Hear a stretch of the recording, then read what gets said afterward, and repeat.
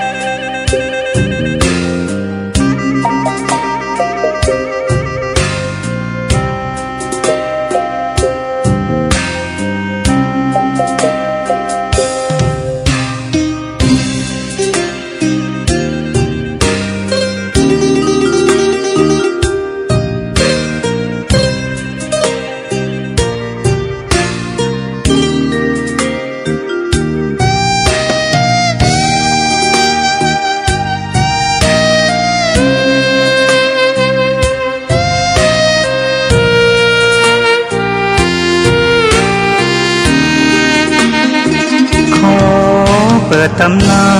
น1,300 กว่าปีแม่จามเทวีสร้างพระเจดีย์ที่วัดดอยน้อยพร้อมเจดีย์โค้งอีกองค์เคียงคู่อยู่ดอยสลับก้อนหินใหญ่น้อย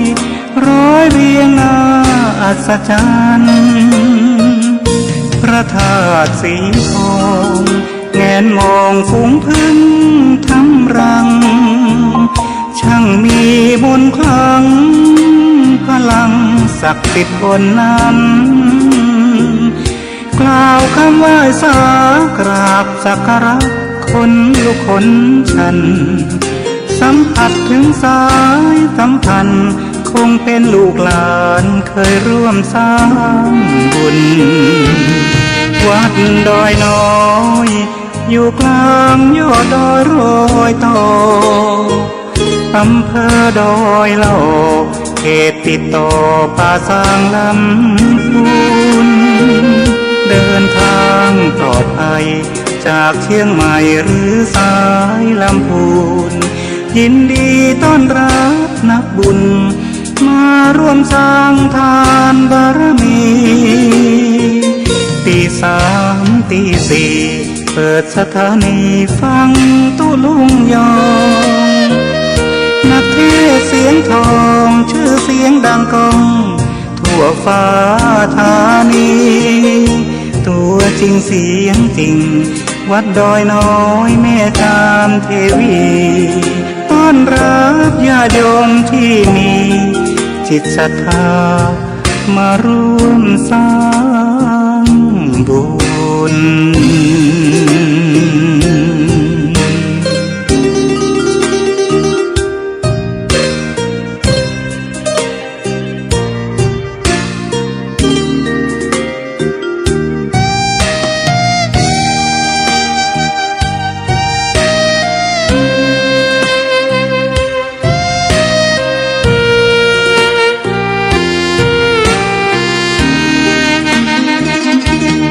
วัดดอยน้อ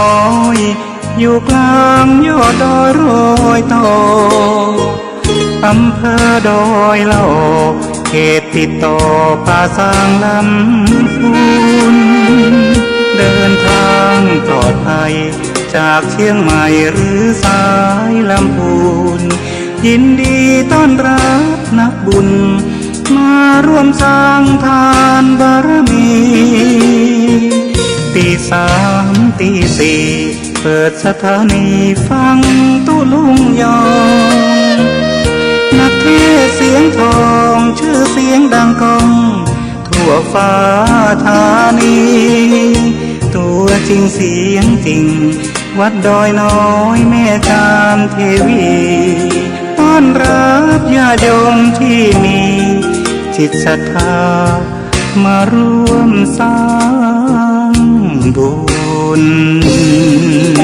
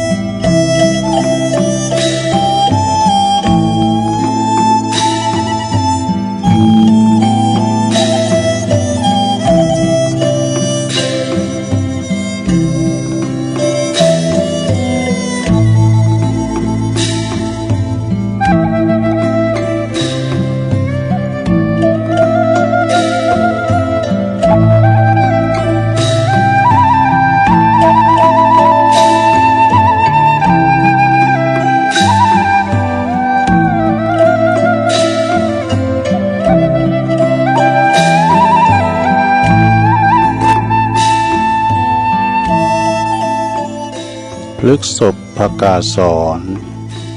อีกุญชรอันปลดปลงโททนเสน่ห์คงสำคัญหมายในกายมีนรชาติวางวาย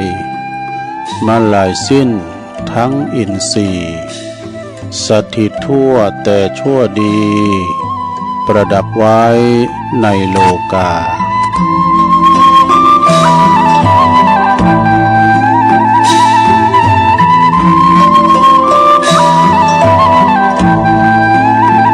ตื่นเจ้าขึ้นมาก็เยี่ยมแย้มแจ่มใสทุกโศกโลกภัยหายไปหมดสิ่งก็ขอความนอบน้อมแด่พระรัตนตรัยอันมีพระพุทธพระธรรมพระสงฆ์ เป็นสารณะที่ปึงกับแนบไตไหวสาถวายความเคารพมายังครูบาอาจารย์พระมหาเถรานุเถระท่านเจ้าคณะพระสังฆาธิการพระภิกษุสามเณรเจ้าจุโตนจุองค์กุวัดวาอารามพร้อมตึงสำนักติภักสงฆ์โดยขอเจริญปอนมายังบรรดาปออกไม่ออกศรัทธาตันสาธุชนนักศีลนักบุญคุณดีตั้งหลายเนาะบ่ว่าจะปินปอหลงแม่หลงปอลุงแม่ป่า ตั้งปีป่าหน้าเอาอาศรัทธาตีนจองห้องวัดเฒ่าแก่หนุ่มกำใจยิ่งตั้งหลายแตกตื่นมุนตามาแล้วก็มางุมความหาโทรศัพท์เครื่องหับวิทยุก็ดีมาเปิดฟังรายการสัพเพเหระปะกินากะขอนลุงไก่แจงรายการเสียงธรรมแสงทองรายการเสียงธรรมแสงทองนี่ก็รับผิดชอบบริหารเวลาดำเนินรายการโดยตนตัวแห่งอาตมาภาพเก่ากระผมตุลุงนันชัยวัฒนาคเสโนแห่งวัดพระธาตุดอยน้อยตำบลดอยหล่ออำเภอดอยหล่อจังหวัดเชียงใหม่ก็มาพบมาปะกันเนาะในยามค่ำคืนดึกดื่นค่อนคืนมาแล้วเปิ้นรับไหลรับนอนกันเป็นการพักผ่อนสายตานอนรับกันไปพักผ่อนกายยาสายตาพักผ่อนสมองบ่ได้คืดสังแล้วนะเพราะมันตอดไปหมดคนรับนี่มีสติแต่ในขณะเดียวกันเนาะคนเฒ่าสวอย่างเฮาตื่นมาก็ไม่ค่อยรับเวนะมานอนบัดรับกระสายกระซับก็มาฟังรายการตุลุงมาฟังกันไปประคับประคองกันไปตุลุงก็สรรหาหันน้อยนี่น้อยมาเล่าสู่จู้กันฟังคุ้นคว้านะทำกันบานไหวมานำเสนอให้ศรัทธาญาติโยมทั้งหลายได้ฟังกันไปเนาะศรัทธาเนาะมรดกธรรมพองกาธรรมะบรรยายพองกาชาดกมาในนิทานค่ะนี่คติธรรมนำชีวิตกายนะก็มาเล่าสู่จู้กันฟัง ก่อนที่จะเอ่ยไปตั้งคืนบุญแห่งสถานีวิทยุแต่ละคืนเนาะที่เปิดมีบุญต่อโสตประสาทเฮาทำมีเปิ้นเฮาก็บ่ได้ฟังตุลุงก็จะนำไหวพระก่อนกันเนาะเปิดความปินสิริมังกละปินมงคลเนอกับตนกับโตกับครอบครัวลูกเต่าล้านเลนครอบครัวอยู่เย็นเป็นสุขนะขจัดปัดเป่าโพยภัยเสน่ห์จังไรตั้งหลายมาลายหายสิ้นนี้ไกลแสนโยชน์แสนว่านำปาสิ่งตีปินมังกละปินมงคลเนาะเขาคุมโหหอเฮิรนของเฮากันต่อไปพร้อมแล้วก็กราบหนึ่งกราบสองกราบสามอิมินาสกาเลนะพุทธังอภิปูชยามาอิมินาสกาเลนะ ธรรมังอภิปูชยามาอิมินาสกาเลนะสังฆังอภิปูชยามาอะระหังสัมมาสัมพุทโธภะคะวาพุทธังภะคะวันตังอภิวาเทมิสวากขาโตภะคะวะตาธัมโมธัมมังนามัสสามิสุปฏิปันโนภะคะวะโตสาวกสังโฆสังฆังนะมามินะโมตัสสะภะคะวะโตอะระหะโตสัมมาสัมพุทธัสสะนะโมตัสสะภะคะวะโตอะระหะโตสัมมาสัมพุทธัสสะนะโมตัสสะภะคะวะโตอะระหะโตสัมมาสัมพุทธัสสะอิติปิโสภะคะวะอะระหังสัมมาสัมพุทโธวิจาจารณะสัมปันโนสุขโตโลกวิโตอนุตตโลปุริสตัมมัสสาลาธิสัทธาเทวมนุสสานังพุทโธภะคะวะติสวากขาโตภะคะวะตาธัมโมสันติติโกอากาลิโกเอหิปัสสิโกโอปัญญิโกปัจจตังเวติตาโปวินโยเหติสุปฏิปันโนภะคะวะโตสาวกสังโฆอุจจุปฏิปันโนภะคะวะโตสาวกสังโฆยายะปฏิปันโนภะคะวะโตสาวกสังโฆสามิจิปฏิปันโนภะคะวะโตสาวกสังโฆยะติตังจัตตาลิปุริสยุคาเนอัตถปุริสปุคลาเอสะภะคะวะโตสาวกสังโฆอาหุนายโยปะหุนายโยตักขินายโยอัญจลิกาลนิโยอนุตตลังปุญญเขตังโลกัสสติ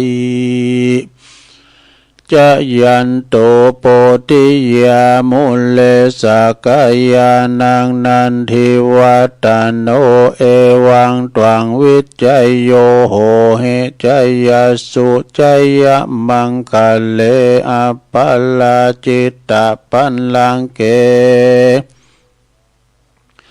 สิเสปตาวิโปคาเลอภิเสเกสัพพพุทธานังอาคาปโตปโมทาติสุนัขตังสุมังคลังสุปภาตังสุโหติตังสุขโนสุโมโหโตจะสุยิทังพระมาจาลิสุปัทขินังกายกัมมังวาจากัมมังปัทขินังปัทขินังมโนกัมมังปณิทิเตปัทขินาปัทขินา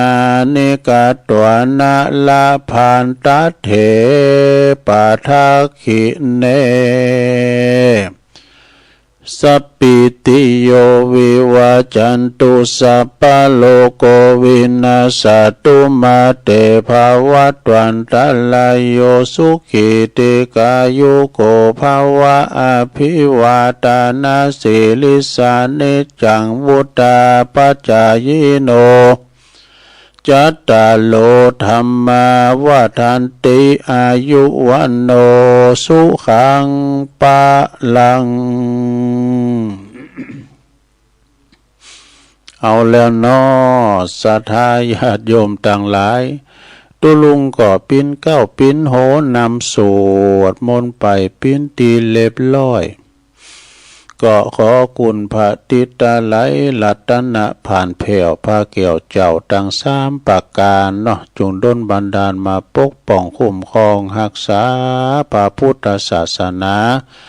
วัดวาอารามขวงเกี่ยวตั้งสามปกป้องรักษาดูแลครูบาอาจารย์พระสงฆ์องค์สามเณรเจ้าเปิ้นอยู่กับวัดกับว่าเนาะตัดจากโลกภายนอกแล้วตัดจากหอเฮินเดินดาวมาเข้าสู่ล่มผ้ากาสาวพัดมารักษาดูแลปกป้องวัดวาอารามนี่มาปกสร้างห่างแป้งกึดนำบ่อกอกำแป้งนะแต่มาปิ้นตุ่นปิ้นป่าทานกึดสร้างห่างแป้งต่างๆเนาะยามกระถินกอดต้านกระถินยามผ่าป่ากอดต้านผ่าป่ายามป่าเวณีกอดจัดงานป่าเวณีกันเนาะศูนย์ร่วมนำจิตนำใจวัดวาอารามนะถ้าว่าวัดใดที่มีสาธุเจ้ามีสมภารเจ้าวัดนะมันก็เหมือนศาลเนาะที่ไล่เจ้า เอาไปทำบุญพระตุเจ้าเลยเอาขมจางเยจะได้เอาเกณฑ์พระเจ้าหัวนี่มันได้ปอนนะกะ แล้วก็เป็นหนอเนิ่นนาบุญศรัทธาเนาะเปิดมาทำบุญปั้นศีลปั้นป้อนให้ศรัทธาโดยแล้วก็ศรัทธาก็ดีพอลงไม่ลงเขาก็ขอเหือนมีสุขภาพสมบูรณ์แข็งแรงเนื้อหนาแดงแสงเฮอกินข้าวลำกินน้ำลงได้ปิ้นลมโพลมใจลมใสของลูกหลานตันเต่ากันต่อไปปอบ้านแม่บ้านก็ดีจะขับรถขับลาออกคุ้มออกโฮไปกาดไปหลีตีไหนก็ตามมีสติก่อนสตาร์ทรถมันหนักมันหลายขอเดินทางแคล้วคลาดปลอดภัยไปดีมาดีทั้งขาไปทั้งขากลับเด้อเอาละตอนนี้ไปตุลุงก็จะไปตั้งคืนบนสถานีวิทยุในเครือข่ายตีเปิดหับสัญญาณรายการธรรมะภาคภาษายองช่วงเวลาตั้งแต่ตี3 ถึง 5 โมงเด้อขอบคุณสถานีวิทยุเพื่อการศึกษาและพัฒนาสถานีวิทยุคลื่นพระพุทธศาสนาการศึกษาและวัฒนธรรมของวัดฝายหินตำบลสุเตปอำเภอเมืองเชียงใหม่ FM 104.50 เมกะเฮิรตซ์โดยเมตตาบารมีธรรมอาจารย์พระครูสมุวิศวัตรวรกิจโจนะองค์คลุงนี่ก่อในเมืองฟังกันแต่เมืองตุลุงทองมาแล้วดูเนาะฟังกันครอบคลุมหมดอะขอบคุณสถานีวิทยุคณะสงฆ์อำเภอฝางตั้งอยู่ที่วัดพระพุทธบาทอุดมน้ำบ่อสาวาสำนักวิปัสสนาFM 100.25 เมกะเฮิรตซ์โดยเมตตาบารมีธรรมหลวงพ่อพระครูสุจิตานุรักษ์หลวงพ่อใหญ่เจ้าคณะอำเภอฝางขอบคุณตุปิเลินโดยเจริญโชติธรรมโมลิงสัญญาณไปพินตีเรียบร้อยขอบคุณสถานีวิทยุแดนดินถิ่นล้านนาตั้งอยู่บ้านโฮงโง่ตำบลน้ำบ่อโลงอำเภอสันป่าตองFM 103.50 เมกะเฮิรตซ์โดยพี่ไอไต้โฮฮอนลุจิสมบัติเงาคำยันอสมลิงสัญญาณไปปีนตีเรียบร้อยขอบคุณสถานีวิทยุมนต์เสียงธรรมจากอำเภอแม่แจ่มวัดบุพารามFM 106.25 เมกะเฮิรตซ์โดยเมตตาบารมีธรรมหลวงพ่อพระครูมงคลวิสิทธิ์หลวงพ่อใหญ่เจ้าคณะอำเภอแม่แจ่มขอบคุณท่านพระปลัดอุทัยถึง2 อุทัยโดย ขอบคุณสถานีวิทยุเน็กเนลเรดิโอ FM 96.75 เมกะเฮิรตซ์ตั้งอยู่ที่บ้านโจงตำบลทุ่งขวาวห้างหุ้นส่วนจำกัดอนุสรณ์เรดิโออำเภอเมืองปานจังหวัดลำปางขอบคุณสถานีวิทยุชุมชนคนเหนือเขื่อนตั้งอยู่ที่บ้านดุงดำอำเภอฮอดจังหวัดเชียงใหม่เนอ FM 90.75 เมกะเฮิรตซ์ขอบคุณสถานีวิทยุเพื่อการศึกษาและพัฒนาอาชีพเรดิโอเน็ตเวิร์ก FM 103.00 เมกะเฮิรตซ์อำเภอเมืองลำปางเนอขอบคุณสถานีวิทยุเรดิโอเน็ตเวิร์ก FM 99.50 เมกะเฮิรตซ์วิทยาลัยเทคโนโลยีเพื่อการจัดการกฟผ.แม่เมาะลำปางแล้วก็ขอบคุณสถานีคืนใหญ่คืนโลงเฮาเนาะวิทยาลัยสงฆ์นครลำปางตั้งอยู่ที่วัดบุญญาวาสวิหาร FM 106.50 เมกะเฮิรตซ์เนอโดยท่านผอ.ดร.จิรศักดิ์ปันลำเนอแล้วก็ขอบคุณดังดร.พัชริยาฟองจันตาฝ่ายสถานีวิทยุลิงสัญญาณไปแล้วพี่น้องตั้งลำปางเขลังนครนี่ก็ฟังกันหมักโป่งหลงลายเนอะแล้วก็พี่น้องบ้านไก่สีคำเรดิโอบ้านนาเหลืองนอกอำเภอเวียงสาจังหวัดน่านเนอะ FM 92.50 เมกะเฮิรตซ์นี่ก็ดังนะเปิ้นปืดเจ้าพี่น้องตั้งบ้านไก่ก็ฟังกันไปศรัทธาญาติโยมทั้งหลายรายการนี่มันเป็นรายการวัดใจถ้าเปิ้นตื่นเช้ามากันเปิดนะก็ฟังก็ได้ยินนะเป็นรายการแหลกที่มาสดๆตัวปิ่นผสมผสานกันไปฉะนั้นญาติโยมทั้งหลายเนาะตื่นมาเฮาก็มีบุญแถมวันหนึ่งเพราะว่าเฮาได้มีลมหายใจได้ฟังไก่ขันไปหันตะวันแถมแก่นหนึ่ง ได้ทำบุญแถมกรรมหนึ่งนะได้ตอดกฐินแถมก็เป็นบุญแถมกรรมหนึ่งเน้อ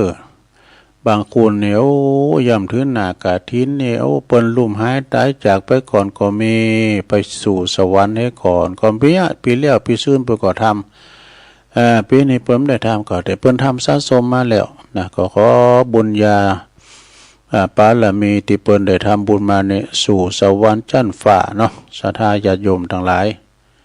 ฉะนั้นวันนี้ก็พี่น้องศรัทธาญาติโยมทั้งหลายก็หลายวัดก็จะมีการมีงานนะวันนี้เนาะจะมีการมีงานวันพุกสัมมีวันที่24 25พุกสัมปินวันเสาร์ศรัทธาสัมมีงานหลายตีก็วันเสาร์วันติดวันเดียวนี้เปิ้นหามื้อจันทร์วันดีเฮ้กะแหนะมาเก่งหาเก่าเสียติดกับจันทร์เนี่ยได้ผลไปก้าเปิ้นจ่องเอาเข้าวันเสาร์วันติดมีการมีงานได้เพราะอย่างไรเพราะว่าคุณมันวางราชการเปิ้นก็ยุดเดียกะบางทีนี่คนที่เปิ้นมาทานเป็นเก้าเป็นประธานเปิ้นทำงานราชการนะสาธากันมาวันเสาร์วันติดนี่ก็ยังแควนหน่อยเนาะก็ไม่ใช่ว่าหอมเจอนะเลิกงามยามดีนะก็หาอยู่นะกินแขกแต่งงานก็หาอยู่แต่ว่าบางทีนี่ก็มันก็มีความจำเป็นเนาะเฮาว่าวันนี้วันบัดนี้นี่ดีกว่าจะตั้งอยู่ดีเพิ่นน่ะ จำเป็นจูบ่ฮะกันเนาะเป็นหยังนะกินหมนตาลหวานกินหวานตาลตอมเพื่อว่าความเลิกคือความพร้อมเท่ามีพร้อมก็คือว่าเป็นเลิกที่ดีแหละเนาะเอาไปซื้อรถสตางค์เฮามีเดี๋ยวนี้ก็ไปได้เนี่ยเลิกคือความบ่พร้อม ก็คือมันมีปัจจัยพร้อมมีแล้วโง่ไปโ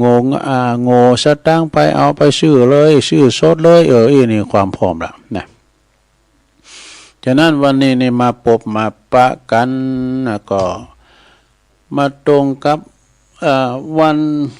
ศุกร์นะวันนี้นะศุกร์เอาเราเสาร์เอาหน่วยวันศุกร์ติมสังโตวันศุกร์ที่24วันนี้นะ24 ตุลาคมพุทธศักราช2568เนี่ยบอกวันเดือนปีให้ก่อนบางทีปี ปีหน้าปีในเปิ้นเอาไปออกแถมอีกอะเทปมันนี่น่ะอันนั้นศรัทธาญาติโยมมือมาปะกันแล้วก็บ่ฮือกาดแก้วเสเวลาตุลุงก็ต่างทำวละจะเตดน้ำเตดธรรมะบรรยายนะเรื่องหยังความกตัญญูคือความกตัญญูพระในบ้านนี่อันนี้เป็นความกตัญญูเนอะเป็นนันธรรมะบรรยายนะอันนี้เปิ้นติดในงานศพด้วยนะสถาแต่ว่าเปิ้นพารณาถึงเรื่องความกตัญญูต่อบิดรมารดาพ่อแม่เนี่ยนะเพราะว่าลูกพึงจะปฏิบัติมีอยู่3-4อย่างก็เนาะ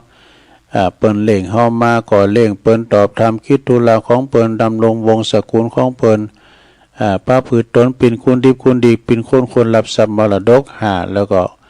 เมื่อว่าพ่อแม่เฮาลงหลับดับขันไปแล้วก็ทำบุญอุทิศให้เปิ้นก็คือตาเนี่ยกันนะ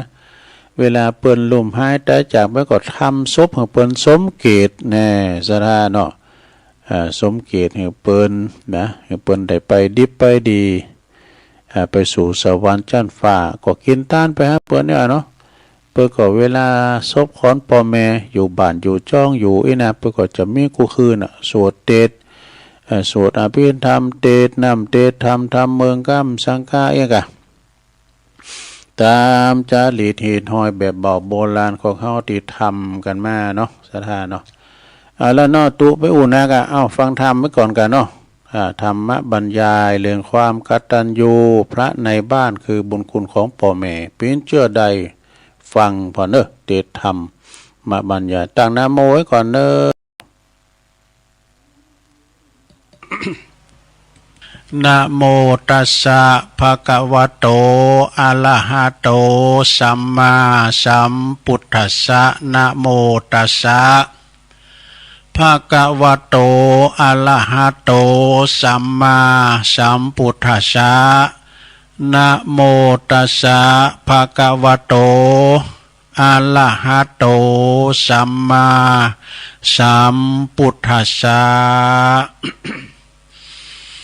พรหมาติมาตาปิตโลตีอันนี้เป็นคาถาเหมือนกันนะณโอกาสบัดนี้อาตมาภาพก่อจักได้แสดงพระธรรมเทศนาเนาะเพื่อประดับสติปัญญาเพิ่มพูนบุญญาราศีติตันเจ้าภาพเนาะได้ไปอาราธนาพระสงฆ์มาเตศนี่นะเพื่อจี้เหตุจี้ผลสารธรรมคำสอนในพระพุทธศาสนาให้แก่บรรดาลูกเต่าเหล่าล้านเลนนะอันนี้สมมุติว่าเปิ้นมีงานศพนะลูกนะทำในเปิ้นเตดงานศพลูกแล้วก็พ่อแม่พี่น้องศรัทธาตันผู้มีเกียรติเนอะที่ได้มีโอกาสมาร่วมทำบุญทักษิณานุปทานเปิดอุทิศบุญกุศลไปหาผู้ที่ลงหลับนะได้ลูกหลานก็มาโหนล้ำลึกนึกถึงบุญคุณผู้ที่มีคุณแก่ลูกแก่หลานนะก็คือสิ่งที่เปรียบนะก็คือพ่อแม่นะพ่อและแม่เนาะฉะนั้นจึงได้ปาการทำบุญอุทิศส่วนบุญส่วนกุศลไปหาเปิกแสดงความกตัญญูกตเวทิตาธรรมที่ตันได้เล่งดูอุปถัมภ์เข้ามาตามสมควรแก่กาลเวลาเนาะ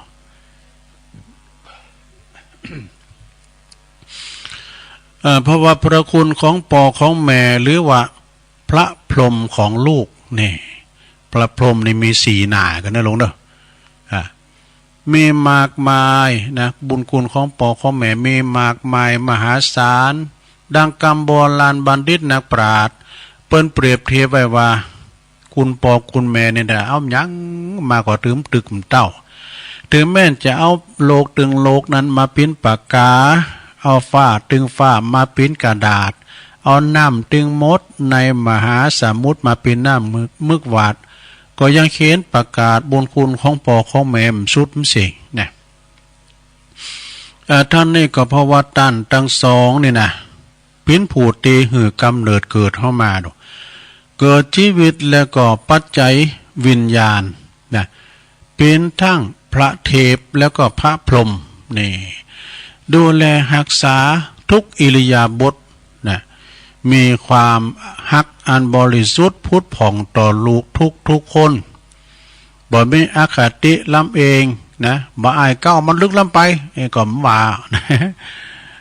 ฮักมลาคนเดียวก็มใจอ่ะบ่หวังอันสิ่งตอบแทนกับปอกับแม่เปิ้นบางทีในลูกมันมาเกิดยังไม่ได้เกิดอยู่ในตองอยู่ฮักไว้ก่อนนะมันจะผีค้นผีการมันใหญ่มากมันจะปิ้นขโมยขาโจรมันจะปิ้นฮิปโปฮิปปี้มย้ำหัวหักไว้ก่อนเนาะพ่อแม่นี่หักลูกวัดหักลูกหักเต่าไว้ก่อนจัดว่าเป็นพระอรหันตาเนอะพ่อแม่นี่นะจัดเป็นพระอรหันต์อาหารตาแต่สมควรตีลูกควรจะเข้าหลบปูจาสัมมาคารวะเนอะนะก่อนนี่เป็นอย่างนั้นแต่ก็แล้วว่าเปิ้นจะกินเข่าไอ้น่ะกันพ่อแม่ม้ามได้กินก็ได้ดูกำเข่าบ่ได้เหือมือปูออกบ่ไข่กินเข่านะกันพ่อแม่เจิมก่อนเกินดูจึงจะได้กินนะถ้าเขาไม่ก็ป้อเข้าอันน่ะแบมือซองให้อย่าลูกนกป้อในปั้นเขาก็กำด้วยอากาศมันมีความผูกพันกันก่อนเนาะป้อเข้าแบมือซองให้อย่างลูกนกนี่ปากตลอดนั่นแหละแล้วเดี๋ยวนี้พอดาป้อเอ้ยแม่เอ้ยมาเว้ยกินข้าวเผื่ออีปอยแม่จะมาป้อจะดีไปตักเต็มถ้วยแม่สัมมาคารวะเนอเข้าหลบปูจาเพราะหันว่าความจริงเป็นอย่างนี้นะผู้หู้ผู้ฉลาดเป็นผู้ที่บ่เนรคุณนะคุณเตียนหักปอหักแม่นะหักปอหักแม่บ่เนรคุณแน่นอนมีความกตัญญูกตเวทีก็ก็พยายามตอบแทนบุญคุณตามกาลเวลาโอกาสเนี่ยก็ยอมบ่เขี้ยวคลาดแห่งกรรมดีเนอะนะมีความสุขมีความเจริญยังปินตียกย่องสรรเสริญของสาธุชนคนดีโทไปนะพระพุทธเจ้าเพิ่นซักเสริญเยินยอว่าบุคคลใดมีความกตัญญูหูบุญหูคุณพ่อแม่นะโลกเปิ้นก็ซักเสริญเยินยอสมดังบาลีที่เปิ้นว่านิมิตตังสาธุรูปานังกตัญญูกตเวทิตาแปลความว่าความกตัญญูกตเวทีเป็นนิมิตหมายของความเป็นคุณดีเนอะ ไอ้จะดีจะเลี้ยวหือพอที่นี่ไปพอที่อื่นจะไปพอว่าไอ้นี่มันดีดซึ่งดีมันเต็มต่อดี มันกินเหล่าดีอันนั้นมันดีไปนอกเนาะดีไปในจะต้องมีความกตัญญูกตเวทีเนอะถ้าจะหืออูถูกต้องตามเหตุผลแล้วการจัดทดแทนตอบแทนบุญคุณของพ่อของแม่นั้นควรที่จะเยเหตอนที่เปิ้นยังมีอินทรีย์ชีวิตเนี่ยนะตอนที่พยายามตายเด้อเนาะสดาเนาะจะได้ปลื้มจิตปลื้มใจทั้งโตตันแล้วก็โตเฮาตวยได้เป็นยาชาโลมจิตใจหือตันนะหือมีจิตใจสดชื่นเบิกบานนะมีอายุยืนนานมีอายุยืนนานต่อไปได้สิ่งที่สำคัญคือเล่งน้ำใจซะนะเนาะเล่งน้ำใจหือตันน่ะโดยลูกประพฤติปฏิบัติดีชอบนะบันลักบ่จกบ่ให้บ่ปินอันธพาลบ่ปินแว่นนะประกอบไปโดยหือมีศีลมีธรรมตันก็สุขใจแล้วสดาญาโยมทั้งหลายเอ้ยเดี๋ยวนี้นักเกพอเนอลูกหลานเดี๋ยวนะก่อนแน่ต้นลุงในโดนฝ่ามือแป่นนะใส่เขาตาบขาเนี่ยตาบลุงเฮินได้ดูขาบอยู่ในเฮินบุญต้องลุงเฮินสับจะเจ็บนักปวดมเดี๋ยวนี้ต้องไปตีเขาเนอะเราไปสั่งสอนไปด่าเขาให้หน่อยนะบริษัทตัดรถเครื่องแอนแล้วอยู่เฮินเปิดมาบุอูดถึงความตุกของปอของแม่เนาะซ้ำเตือนเนี่ยเปิ้นมาบอกเหรอนะลูกมึงงั้นโตเลยเฮ้ยแต่ในลูกโตแต่เนี่ยเป็นโหหนาปลาเวาะไปนะ มันมาโตยเขานะกะ ยังปอกเอาลูกอยู่นะลูกเขาในแต่ดีกะมันมาโตยเขาจู้มันไปอ่ะ แม่เนี่ยปิ้นตีกำเนิดเกิดลูกนะแสนที่จะลำบากอยากเย็นเข็นใจเอาชีวิตเป็นเดิมพันนะเอาชีวิตเป็นเดิมพันนะยามเมื่อลูกอยู่ในต่องในคันจะลูกจะนางจะยังจะเตี้ยวจะเยียวจะสมาหน่อยจะทายก็คือระมัดระวังกุยอย่างต่างเตียวทุกอิริยาบถสีนางนอนยืนเดินนอนขอมก็ไม่ได้เด้อคุณมาเนี่ยเนาะไอ้พวกกระดึงตลาดได้ลูกเกิดออกมานะก็เป็นอันตรายแก่ก็เป็นอันตรายต่อลูกนะจะยังจะเตียวกินอาหารก็อดกินอดกันงดของเค็มของเผ็ดของหวานของขมของขมเต็มมีกันของห้อนนะของสาแลงโกจะเป็นปิดเป็นไพ่แก่ลูกครบ10 เดือนนะลูกก็เกิดออกมาปิตามารดาก็โสมนัสยินดีปรีดาปาโมดเนี่ยเมื่อกับได้เพชรได้แก้วสารพัดนึกกาแสนกาลาดนะลูกเกิดออกมาล่ะทานุถานน้อมกล่อมเก่งหอบลุ่มลาบ่หือพลากสายตากูเจ้ากูคำเนี่ยเอาทันเอานมจอมปากหือลูกได้ดูดกินเนี่ยตึงวันตึงคืน น้ำนมของแม่เนี่ยก็ปิ้นเลิศเนอะมันเจอเฮานะลองบีบน้ำนมให้แม่ใส่ถ้วยใส่แก้วก็ดีแล้วก็ผามหน้าฟ้านหน้าแล้วก็บีบใช่นะมันจะกลายเป็นสีแดงเลยนะอันนั้นแหละคือเลิศนะนี่หมอบอกกันนะ เปิ้นว่าบทเพลงมีพันเพลงเนี่ยนะเพลงนี้ก็ฝนเดือน6เลือดในอกผสมกลั่นเป็นน้ำนมให้ลูกดื่มกินนี่แต่ก่อนนี่เปิ้นแม่นี่เปิ้นเลขลูกโดยนมแม่ดูพอจะหน้าเนมก่อนเนี่ยลูกจะเจอฟังปอแม่จะมีความผูกพันพอกินน้ำนมจากอกเลิศแม่ดูเนาะเลิศที่กันก้องมาเป็นน้ำนมกินเนี่ยมันจะมีความผูกพันมันจะมีกัดตันอยู่เดี๋ยวนี้เขาอ้อนนมอย่างนมแปะนมโง่ก็อ่ะนะนมโง่ก็อ่ะโอ้โง่ทำมาเกิดพอโง่ขีดโตเนาะขีดร้อยขีดป้านโตลงจับใส่โง่ตัวดีก็ยังแควหน่อยกะก็แล้วมันบีบว่าจับตัวโง่มันบัดนี้มันสลิดพิษปางเอาแล้วลูกก็จะสลิดพิษปางอย่างโง่เนาะแล้วเดินลูกเขาหายนะเอาโขดนุ่มเหยียดปากละลาเอ้ยจะไปหายในลานเนอนอนกอดโขดเนี่ยโขดนุ่มนะว่าใหญ่มากในลูกเขาเนี่ยนอนกอดโขดเราตึงย่องที่อื่นมานั้นจะบ้านเฮาเนี่ย เอาฐานเขาใส่นะก็คือเลือดของแม่นี่แหละคือพระพรหมของลูกนี่พระพรหมของลูกนะมีคือมีพรหมทั้งสี่มีวิหารทั้งสี่มีพรหมวิหารทั้งสี่นั่นเองมีเมตตาความหักใครหักโดยความบริสุทธิ์ใจนะกรุณาก็คือความอินดูสงสารแล้วก็หันอกหันใจเมื่อลูกตกละกรรมลำบากเนี่ยแล้วก็มุทิตาพลอยยินดีเมื่อลูกได้ดิบได้ดีบ่แสดงความอิสาริษยาเนอะกันบักกันแก่งลูกนะอุเบกขาเนี่ยก็หมายถึงว่าวางเฉยนะบ่ดีใจบ่เสียใจบ่เหยียบยำเมื่อว่าลูกถึงความวิบัติอับจนนี่นะบ่เหยียบยำแล้วก็พอออกสถานทั้งหลายพ่อแม่เนี่ยนะคือเป็นพระเทพตัวเนอะคอยระมัดระวังรักษาลูกเต่าลูกห้อยตีนเต่าจอนนะดูห้อยตีนเต่าจอนอาบน้ำป่อนเข่านางเผานางเฝ้านอนเฝ้าบุตรตาอิดอ่อนจนพออิดพออ่อนกายยา นะรับเติกนอนเจ้าเหมือนอันลูกนะเป็นเจ้าเป็นนายเนาะพอลูกในเหมือนเจ้าเหมือนนายนะ เนี่ยเปิ้นเล่มใหญ่ก้องใหญ่กันเล่งใหญ่มาแล้วปวดโตอย่างงูเห่างูจ้อง บางพองก็ลืมปอลืมแม่ก็มีนะบางพองเนี่ยปวดด่าแม่ด่าปอนี่มอกนอกนี่ก็มีนะมามีที่อื่นมันจะบั่นเฮามีเมืองนอกปุ่นมีญี่ปุ่นปุ่นโอ้เจ้าญี่ปุ่นไม่ไหนกะชูมาเนี่ย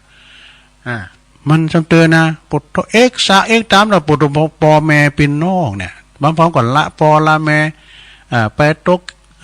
กอันเคยตกป้ายที่อื่นโอ้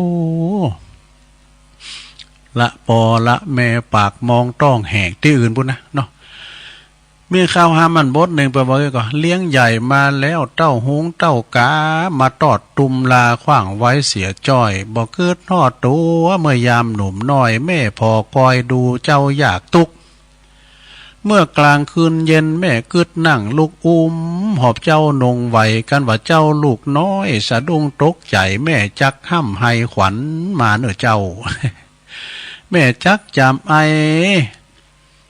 แม่จักจำไอกวนนายลูกเต้าสะดุ้งตื่นเมื่อเวลาตื่นพักผ้าขี้เยี่ยวนายอีแม่ก็เอาไปซักตึงตากแห้งตึงวันเลี้ยงใหญ่มาแล้วมะม้อยจอมขวัญมีใจมอยดำปากห้าวสัวก้ายามเมื่อปามานอีแม่ก็ก้องหันหน้าวางปึ้งบุญกุลยิ่งนักเลี้ยงใหญ่มาแล้วกลายเป็นเพศยักษ์บ่กึดฮอดอันบุญกุลแม่ได้หอบเลี้ยงกำจูอุดหนุนแม่วังเป็นคุณเมื่อยามแก่เท่าปุโน อีปอยแม่วังเป็นคุณเป็นบุญยามเมื่อแก่เท่าสะแลแก่สลาปุโนเนาะฉะนั้นภายที่มีปอมีแม่ที่เตี้ยวดุ่มที่ปิ้นอยู่นะเอากะใจใส่เปิ้นเด้อเพื่อจะกินหยังปออยากกินแกงเฮ็ดโดนะเดี๋ยวบุตรเอาพักปังมือดูนะโอ้โธ่มันมืนอย่ามึงเอาประกาศมือเลยโอ้ปอกายบ่อยเนาะยามมือปอแม่รับนอนก็โก้ลูกเป็นอันตรายจักเข็บแมงป่องก้าจะมาคบมากัดมันระวังไปหมด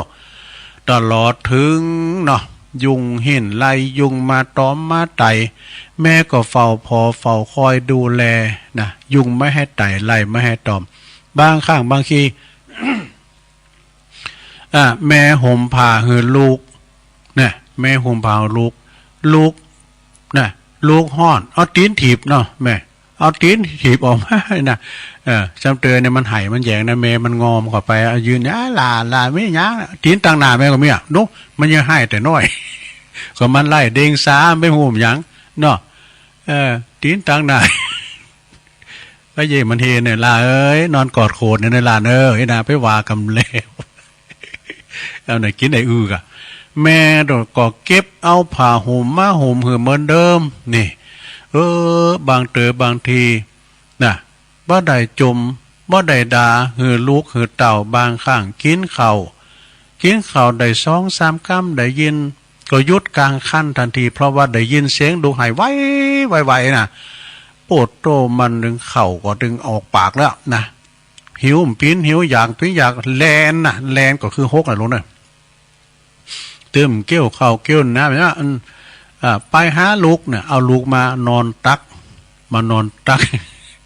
แล้วก็เอากุยก็เอาเข่าก็เอาหยอดใส่ปากเนี้ยนะปากตลอดเนี้ยหยอดใส่ปากลูกเฮานี่ว่ากินข้าวลำเลยนะเอานิ้วก้อยเนี่ยหยอดน้ำใส่ต้วยเนี่ยจุนใหญ่หนากาบ้านเจริญเติบโตมาเจริญเติบโตมาเป็นคุณ เนี่ยชนะญาติโยมดันหลายแล้วก็สูงเข่าห้องหำห้องเฮนแหมนี่เนี่ยสำคัญนะเข่าห้องหำห้องเฮนแต่ฝึกหานปอแม่คือเป็นคู่เก่าเนอะคู่เก่าที่ซ้อนห้องปอห้องแม่ปูป้าเนี่ยมัมเนี่ยแล้วก็ไปเฮนตังนอคู่ห้องเฮนเปิ้นว่าคู่สอนหนังสือกอไก่ขอไข่จุนจบปฐมปีที่5ปีที่6เนี่ยแล้วก็ต่อบุญมาวาสนาส่งขยันมันเป็นก็ไปต่อแถมมีความเป็นไปถึงปริญญาตุลุงในจบเมื่อดับปริญญานะจบป.4ก็ติดจ่าพอเดียวดูหน่อยเยอะก็มันพินจ่าเลี้ยงควาย พ่อแม่พี่น้อง เปิ้นว่าจบปริญญาเนาะอันนี้เปิ้นจบปริญญาส่งลูกส่งเต่าจูนเฮนปริญญาจบมีอันไรเนาะลูกเปิ้นเฮนน่ะเนาะเฮนเขาจุนเอาโตเปิ้นการเฮนเปิ้นดีบ่โถพ่อแม่ผมเรียกว่าปอมีน่ะขายหน้าเป็นหอมน่ะส่งลูกหอมหำเฮนนี่นะควายอีกเผือกไปกี่โตควายแม่ว่องไปกี่โตสูงมันเฮนนั่นน่ะด้วยน่ะรับปริญญานะโอ้แทนที่จะไปกินเล้งโรงแรมหมดว่ะดูจะเอาผักโพไปกินเล้งเอาครูบาอาจารย์ไปแสดงความยินดีปุ้นบุญโรงแรมหมดบอยแม่ไปเมื่อเด้อฮันดีอายบ่นะแต่งตัวซ้ำซอยแน่คือมาเกิดเกิงตอนนี้ก็อันนี้ก็สำคัญน่ะเนาะคือว่าดีอายบ่วะไปเมื่อเด้อแต่งตัวมอซอยก็มาย้ำเกิดยามหอดเปิ้นสูงมันเห็นพอเนาะควายขีดโตโง่ขีดโตเปิ้นขายสูงมันเหลงไปถึงไหนอันนี้นอกเรื่องเลยพ่อแม่ก็มุทิตายินดีนะสถานผมทั้งหลายบ่เสียที่ตีได้เล่งลูกบ่เสียได้สตั้งทรัพย์สินเงินทองจือว่าได้ตอบแทนคุณงามความดีของพ่อของแม่เวลาพ่อแม่บางทีนี่ก็ไปอยู่ต่างถิ่นต่างแดน3 ปี4แรงไม้เติงพ่อแม่พ่อมีจะมีของพอเนาะมีข้าวมีของมีให้ไม่นามาไม่ได้ว่าโดยว่ามายังเอาหยังมาหือมาพอว่าปอยแม่เขาได้อย่าปันเขาปันของหมดเนี่ยนาปันไตนะเขาเอาปิดว่ามาว่าแบบนี้ทำแล้วมันจะมาหบมาแบ่งตีแบ่งไปเฝ้าถอดเขียวถอดง่าเดินลงเด้อก็เราไปปั้นเขาเป็นหลอกกันเฮาเวแล้วไปอยู่ด้วยบ่ายเก้าก็เมมัมสูไปอยู่ด้วยอีหลาก็โพมัมสูนะเอาล่ะคนเฒ่าเวแล้วไปเฝ้าถอดเขียวถอดง่าเดินเอาไว้กันตายไว้ก่อน ความจริงในพ่อแม่นั้นนะเป็นพระแต่ประจำบ้านของทุกคนเนี่ยพระในบ้านนะไปหรอสนะลงไปบ่หรอไปตักเข่าใส่บาตร100 วัดปันวัด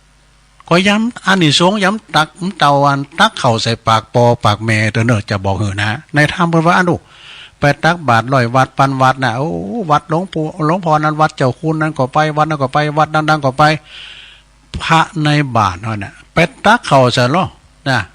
ปากมาปากมันใบได้บุญกันแล้วนะตักเข่าใส่ปากปอปากแม่เนี่ยนะเป็นพระแต่ของในบ้านทุกคนแต่คุณเฮานั้นน่ะบ่ฮู้นะมักจะป้ากันไปกราบไหว้พระนอกบ้านนะลงทุนลงแรงเสียเงินเสียทองไปก็มีแต่ลูกสมัยนี้ก็ปิ้นจำนวนบ่น้อยเด้อที่บ่ค่อยกราบไหว้ชูมาคารวะแม่ผู้เฒ่าผู้แก่ครูบาอาจารย์นี่เป็นลูกหลานเนรคุณแม่แต่วันปีใหม่นะเดินจีปีใหม่จะไปซักเก่าดำโหซื้อผ้าซื้อเสื้อแม่ซักพื้นก็บ่มีศรัทธาเลยนะไปไม่ได้นะไปด้วยโควิด มันดึงห่างไปเลยจุมาเนี่ยเอามือไปเลี้ยงถุงไม้แล้วก็เมื่อว่าบ้านแหน่เป็นว่านับว่าบุญคุณของพ่อของแม่นี่มากนักหลายเลือกกว่าเม็ดหินเม็ดทรายกันเนอะศรัทธาเนอะไผที่ทำให้พ่อแม่ตกน้ำตาอาบหน้าย่อยนะยศหนึ่งก็น้ำหมอนะ6 หมอเนอะแต่ท้องยศก็2 หมอ3 ยศก็3 หมอถ้าปังลุงพึกเป็นน้ำทะเลหมดเนอะหรือมันก็การเฮาเสียน้ำพ่อแม่น้ำตาตกนะเฮาเนี่ยจะโดนปลูกเฮาเนี่ยมันแต่เป็นล่อตัวหอยตีนโง่นะซะนะคำมาเต้นนะมันเต้นจัดเนี่ยนะคำที่ทำกับพ่อกับแม่เนี่ย ถึงไหนเอาพ่อแม่ทั้งสองเปิ้นว่านะพ่อแม่เป็นพระอรหันตาเนอะบ่เกิดผูกอาฆาตพยาบาทลูกอย่างซักอย่างแหละนะแล้วก็แม่ว่าลูกจะทำผิดพลาดนะจะทำผิดพลาดพ่อแม่ก็ยังหืออภัยยกโทษหือบ่โกรธบ่เกลียดบ่ชิงซังใจอุเบกขาวางเฉยบ่หือลูกได้เสียใจอันนี้แหละคือพระอรหันตานะศรัทธา จะหาไผตีไหนมาเปรียบเทียบเหมือนปอบเหมือนแม่ฉะนั้นจึงสมควรที่ลูกทั้งหลายจะต้องตอบแทนบุญคุณเด้อถ้ากินอย่างล้ำก็แบ่งมาคือปอกับแม่พองมันได้ไปหาเปิ้นก็โทรละซับมาเปิ้นพองน่ะกินข้าวแล้วเสถากินข้าวแล้วป้อกินข้าวแล้วกะพวกก็ดีใจได้ยินเปิ้นลูกมาตักเมื่อตันมีชีวิตอยู่นะก็และก็ต่างจากกันไปนะในฐานะที่เฮาเกิดมาเนี่ยเป็นเจ้าปุตนับถือพระพุทธศาสนาองค์พระสัมมาสัมพุทธเจ้าได้วางหลักเป็นประเพณีไว้ก็คือวางหน้าที่ไว้นะพึงปฏิบัติให้ลูกทั้งหลายลูกบุตรธิดาทั้งหลายดังต่อไปนี้นะคือบุตรพึงบำรุงด้วยสถานห้าคือหนึ่งเปิ้นเล่งเฮามาก็เล่งเปิ้นตอบนะสองช่วยทำกิจธุระของตันสามนะเวลาเปิ้นเจ็บป่วยเมื่อไข้ก็ไปดูแลตันนะสี่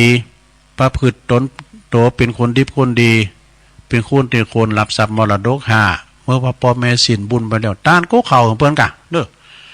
โอ้บางพองใน3 ปี 4แรกบ่เคยตานก็เข่าของอีแม่แต่คันเดียวแล้วยังมันจะมากำมาจูเฮาเนาะเทวดาเฮาได้6ดำรงวงตระกูลไหวเล่งดูกับเล่งร่างกายตันเล่งน้ำใจเป็นอย่างไรแล้วก็เล่งร่างกายนั้นเป็นอย่างไรก็ได้แก่เมื่อว่ามีเวลาตอนเจ้าตอนแรงทำอาหารการกินไหวหือตันเนี่ยกันเนาะอีปอเปิ้นมักหยังอีแม่เปิ้นมักหยังน่ะเปิ้นอยากให้กินหยังอยากกินจะสอบอันใดมาสอบมาของข้าวของหวานนี่น่ะตีปิ้นตีกินแล้วก็สะดวกก็โค้นควายมาหือเนอะนะเมื่อว่าเปิ้นนอนนะเปิ้นจะนอนก็คือเปิ้นนอนสบายถ่ายเทสะดวกอากาศถ่ายเทสะดวกสบายโอ้หลายมันก็ลมเต้นโจไปกะมันอู่ไปทางนอกล่ะซุมาเนอะบ่อับบับซกกับปกนะตีรับตีนอนเปิ้นนะก็พอก้อยดีๆมีห้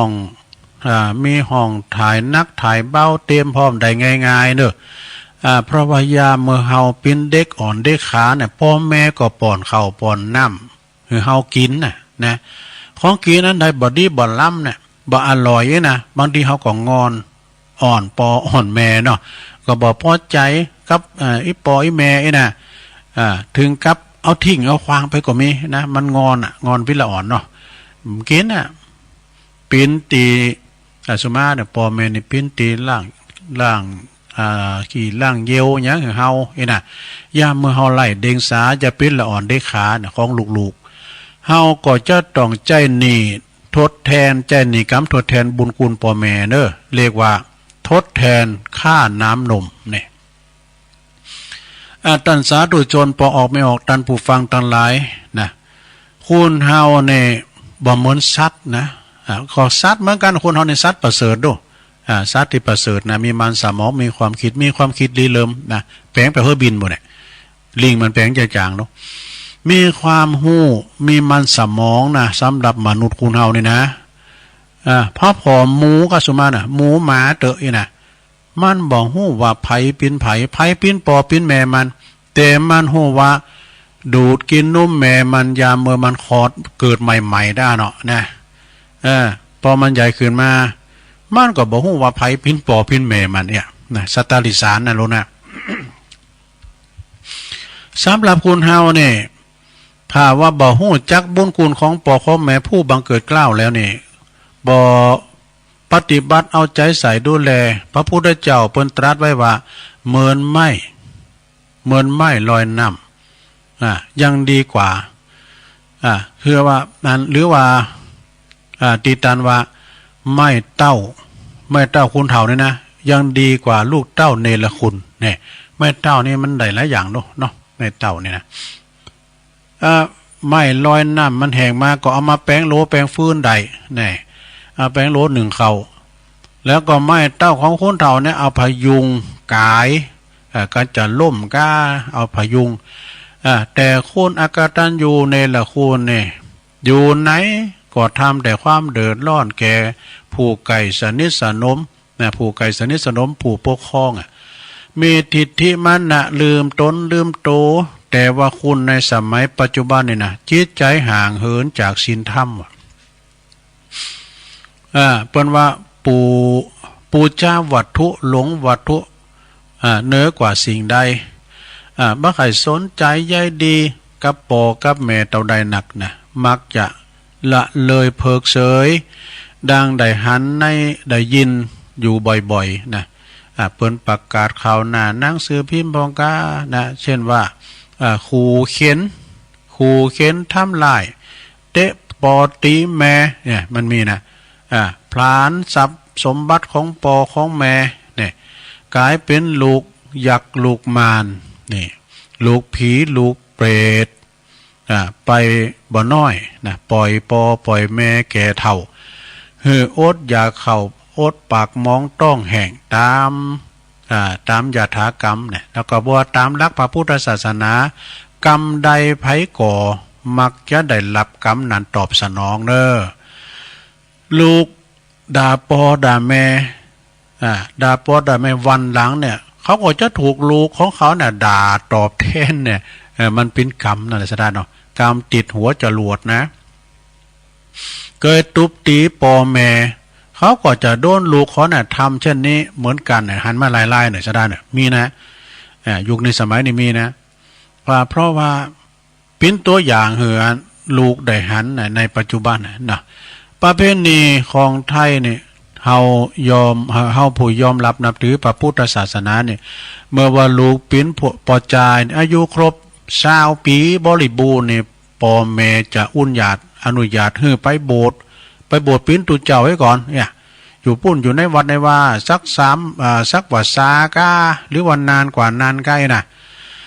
เปิดว่าทดแทนบุญคุณของปอของแม่อายุสืบทอดพระพุทธสืบทอดอายุพระศาสนาด้วยได้ศึกษาเราเรียนพระธรรมคำสอนอบรมบ่มนิสัยหูจากบุญคุณโตดหูประโยชน์แล้วจะประโยชน์หูจักเป็นว่าหูดีหูชัวสิ่งที่ควรละคนเว้นจะได้เป็นคนดีมีคุณภาพพ่อแม่ก็จะได้หันซ้ายผ่าเลิงของลูกเนอะแล้วก็จะสุขกายสบายใจจืนอกจืนใจการตอบแทนบุญคุณพ่อแม่นั้นก็บ่ใจว่าเอาทรัพย์เอาสมบัติมาหือปอหือแม่เป็นหมื่นเป็นแสนกอมใจหรือว่าจะเอาแก้วแหวนเงินคำอันที่เป็นของนอกกายบ่จี้หลังอย่างยืนเพียงแต่ลูกประพฤติดีเป็นคนดีอยู่ดีมีความเคารพเจอฟังพ่อแม่มีสัมมาอาชีพนะบ่ทำผิดโตบทกฎหมายบ้านเมืองอยู่ตามศีลกินตามธรรมขยันมันเป็นทำมาหากินเล่งปอเล่งแม่เวลาปอแม่เจ็บไข้ได้พยาธิก็เอาไปกะนะปินเย็นเป็นก็แสดงความอาลัยยิ่งหนักก็ความหักของลูกที่มีต่อปอแม่นั้นก็เสมือนยาอันวิเศษเอามาอาบชโลมจิตใจให้ปอให้แม่แม่จะเป็นของกินของฝากนะของฝากสักเพ่งเล็กน้อยเนี่ย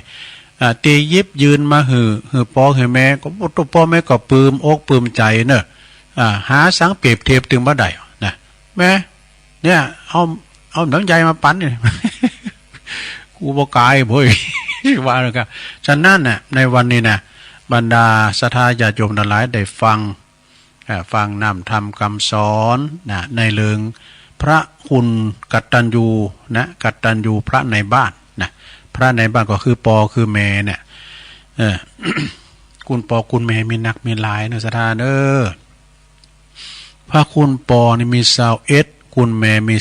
12ถ้าว่าคุณนางป้องกินอิ่มวันคำ เดี๋ยวกันเนี่ย2 5 ตีกันเนี่ยเมื่อตันมีกระได้ เดี๋ยวได้มาระลึกนึกถึงคุณพ่อคุณแม่นะที่หือกำเนิดแล้วก็หือเลิศเนอหือชีวิตเฮามานะ โอ้ไม่หันลายในปืมปีติแต่แม่เปิ้นไปหับจังฟันอ่อยในไฮบ่แล้วไอ้หลานนั้นมันจบปริญญาเนาะใส่สูตรปริญญาน่ะเตียวมาตั้งจากไปกราบเท้าแม่ปุ่นน่ะที่สนอ่อยว่าโดประกาศอกแหละ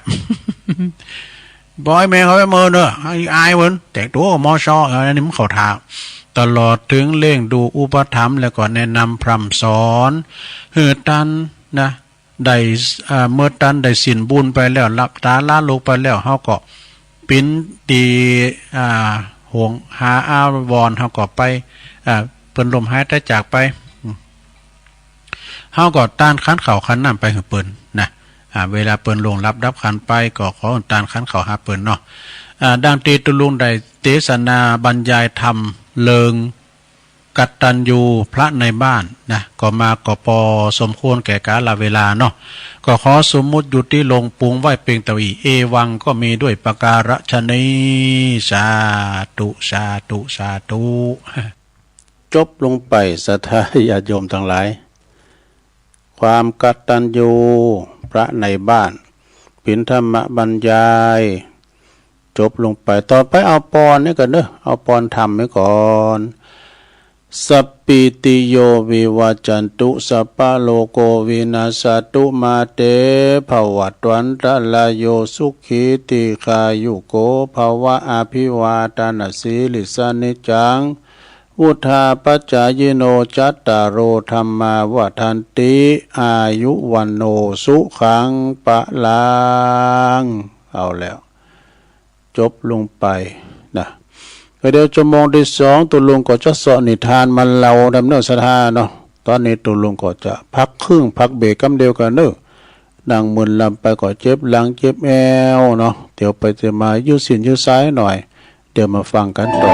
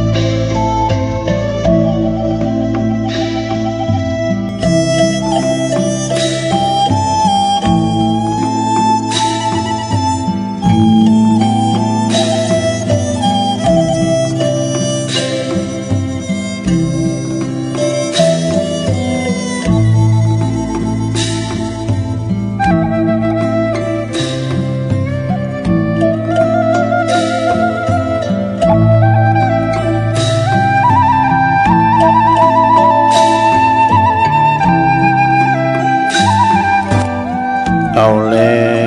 วศรัทธาญาติโยมทั้งหลายตุลุงก็พักเบรกเนาะพักครึ่งนางมืนลำไปก็เจ็บหลังเจ็บแอวยกใหญ่ไข่ตีเตียวไปเตียวมาอยู่เส้นอยู่สาย แล้วก็จิบน้ำลงคอมาอู่กันต่อในชั่วโมงที่2เนอะ ขณะนี้ท่านทั้งหลายก็กำลังฟังรายการสัพเพเหระปะกิณกะขอนลุงไก่แจงรายการเสียงธรรมแสงทองดำเนินรายการโดยตุลุงยองมานางอู่นางจ้ากับปออกสทาเวลานี้ก็เป็นเวลาอยู่4:13 นาทีแล้วสทาก็เลยเปิดเพลงไป2เพลงเกี่ยวกับแม่ข้าน้ำนมเนี่ยของอาจารย์พนมนพพรเนาะแล้วก็เพลงนี้ก็เพลงแม่อาจารย์ไวยพจน์ประครูเพลงเนาะเพชรสุพรรณเรื่องเพลงแม่แต่สองท่านเนี่ยเพิ่งก็เสียงบุญมาแล้วนะเหลือไว้กับเสียงเพลงแต่หลายวิญญาณนะก็ฟังกันไปศรัทธาเนาะนำละเสนอละสู่จู้กันฟังเนาะศรัทธาญาติโยมแต่ว่านี่ก็ขณะคืนสีขาวโดยการนำของท่านพระครูอภิวัฒนวิกรมท่านพระครูกัลยาณปราโมทแล้วก็ตุลุงสามเณรหน่อย3 ตุนก็ไปรวมงานบุญตอดกฐินที่ปุณเนอร์วัดอันอินทขินแม่แตงบ่น่ะของโยมพนิตาพรหมินทร์แล้วก็เพิ่นมีประธานนะโยมสุภาพสตรีก่อนนายกแถมแล้วก็ครูบาอาจารย์ก็ไปกันหลายต่างปุณต่างเวียงป่าเป่าก็ครูบา40,000เนาะมาเป็นตัวแทนเนาะท่านอาจารย์เจ้าอาวาสก็ท่านพระประพันธ์อภัสโลเนี่ยเปิดก็มาเป็นตุลงสมปานเจ้าวัดที่หันก็ลุลงไปโดยดีสะดาคนก่อนนักก่อนลายเนาะก็คือว่าเวลาว่าเฮามีการไม่งานทางพีนะโยมพานิตาเนี่ยเปิ้นจิตอาสามาแป้งดอกแป้งโดงเอาลูกสาวมาฟ้อนกํสังฆะเอียกะนะ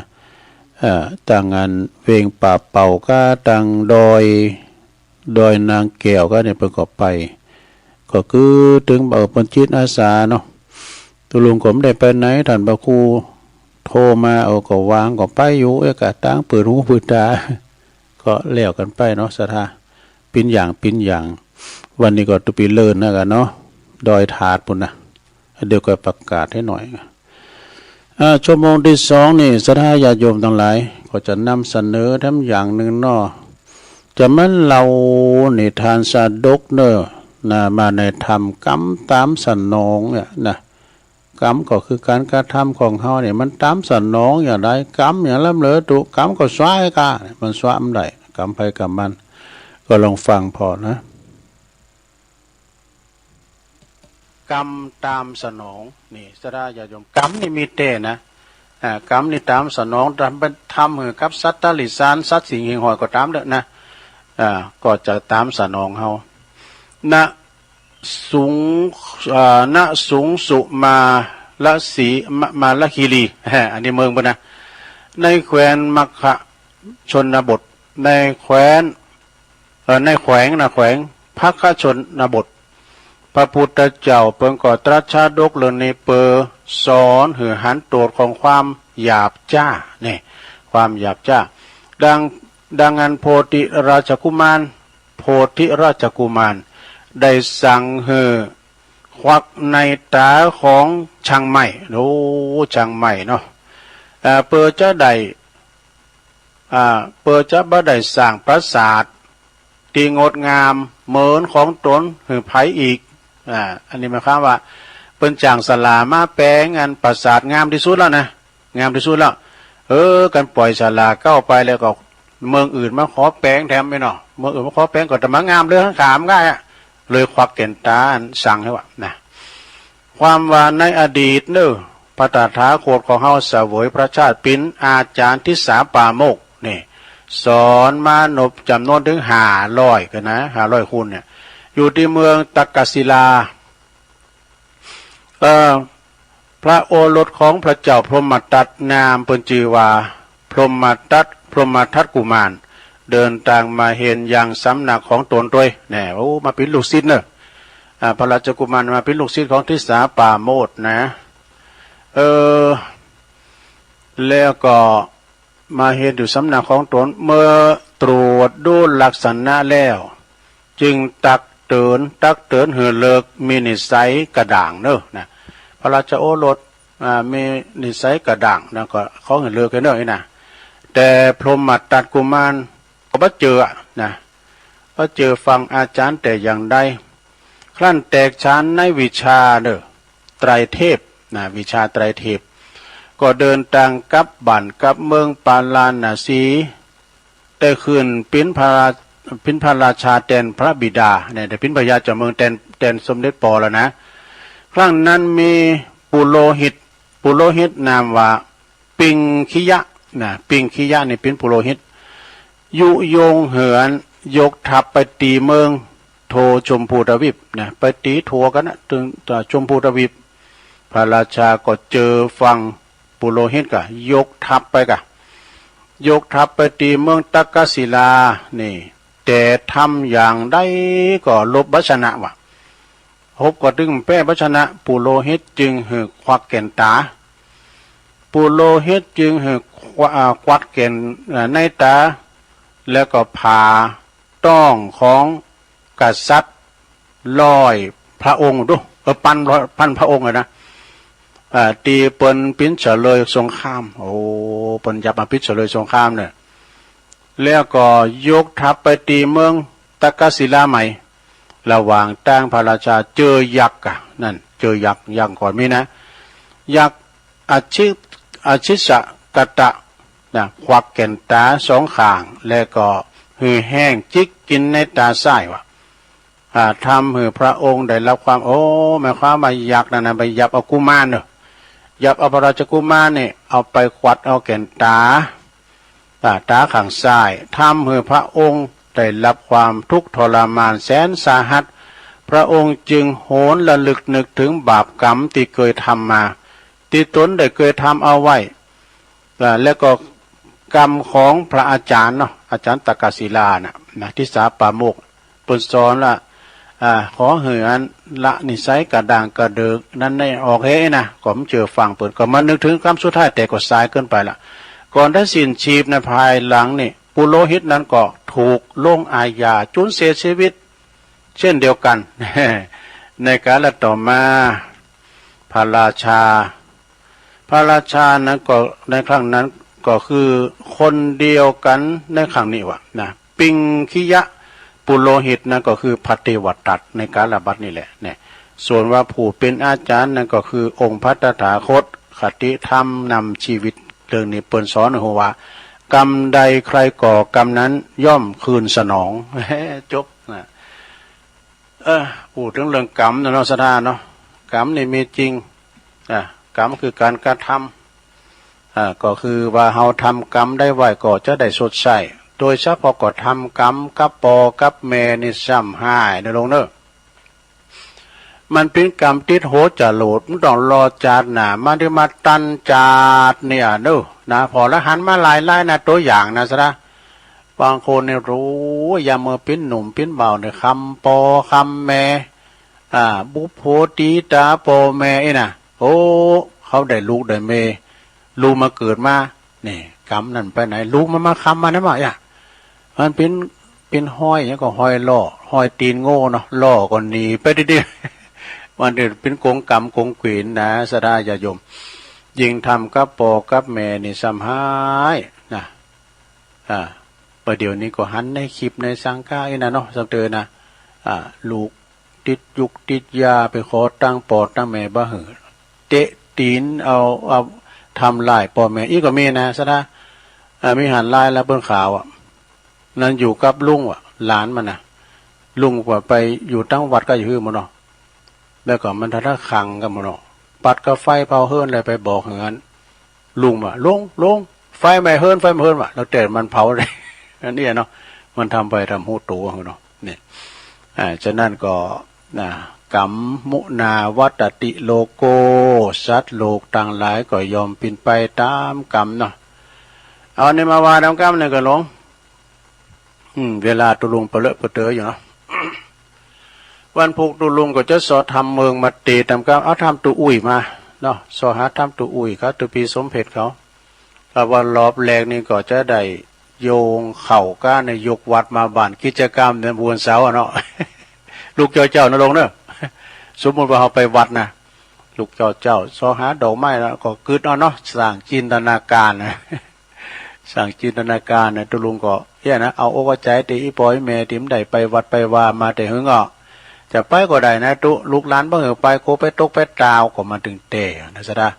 การเตียวกันอย่างเนี่ยสำวัดนี่มันเป็นสัตว์ตายอ่ะมันจะเป็นทรายนะเป็นสัตว์ตายวัดก่อนนี่ทรายกะเดี๋ยวนี้เป็นปูโตนอนมันแข็งก็เวลาเฮาตกเฮาตาก็เลือดตกยางออกนะฟังลูกฟังหลานเนาะนะอันนี้มาเล่าสี่โรงที่เราไม่อยากจะไปนะสี่โรงเนี่ยมันมีอย่างพ้องอันนี้เคยว่าแล้วเนาะมีสี่โรงก็มีโรงผักโรงยาโรงสารโรงเย็นนี่อุณว่าโรงที่แรกเนี่ยโรงผักเนี่ยเปิ้นเดิมไข่ไปก็เนี่ยเปิ้นห้องคืนโรงผักเนี่ยไปปั๊บไปไหมดูหลงเนาะเป็นห้องคืนโรงผักเนี่ยนะไปปั๊บไปไหมเดี๋ยวก็ไปลักเข่าลักของบนก้าไปตีบนก้าไอ้น่ะไปปั๊บไปไหมดีมดีกว่าติดคอเลยนะเนาะโรงพักเนี่ยไผ่ไข่ไปสองโรงยาโรงพยาบาลลองไปผอที่โรงยาซะได้เอ้ยถึงมือถึงวันนี่เฮาอยู่ดีกินได้อยู่บ้านอยู่จ้อเนี่ยเหมือนไผ่มันเจ็บปีเนี่ยลองไปโรงยาบ่เนาะวันเดือนปุตโตบ่มีตีนังนะสำเตือวันมอนนัดนี่นะโรงยาเนี่ยนะห้องยาเนี่ยเป็นสัจธรรมนะสระการเอาไปผอห้องยานะมันดึงเกิดแก่เจ็บตายมีหันหมดอ่ะตายก็เป็นเอาไว้ห้องยาบุญเดี๋ยวนี้ไอ้นะแล้วก็เจ็บก็เข้าห้องยานะจะเตอก็เข้าไปหันนะปวดต้มมีไซย่างพลุงพลังเป็นมัดแข็งมัดขาใกล้นะเอาไปหันตอนนั้นเนี่ยนะสระหันเปิ้นมีสภาพอย่างนั้นนะเขาจะนึกถึงโต๊ะเก่าเขาเลยว่าโอ้เฮานี่เป็นบุญกายนะสุขภาพร่างกายเฮายังเตียวได้ไปปิ้นช่วยเหลือตัวเก่าได้อันนั้นเปิ้นนอนห้องยาดูมีสายสุกปากสุกหูดังนี่มีบางก็ข้างอดข้างโอยเนาะบางก็รับคุ้นอยู่บอดเนี่ยบางก็เอาออกซิเจนช่วยหายใจมันมีหันสปะซะนะห้องยานะเวลาว่าไปห้องพิเศษก็อันนี้ยังแควหน่อยนี่มันดักเนาะก็นอนห้องโลมนี่ดูดนี่คุณเป็นเวทนามันเดือดนะซะได้เนาะพ้องก็ห้องปอห้องแม่คืนห้องก็ไม่นะปอท้าเนาะปอมันดึงว่าพูดมันเรียกว่าเวทนาเนาะเวทนาเกิดอันนี้ห้องยาเนี่ยลงเนอะลุงไว้ได้ไปเมื่อไรวันที่31นี่หมอนัดพวนบอกว่ายังแควนหน่อยตัวลุงถ้ามาทำกรรมเนี่ยมันต้องอดอาหารเลยวะกูเจอวันหนึ่งอดอาหารอดน้ำอดข้าวเนาะเนี่ยกักหมดอะ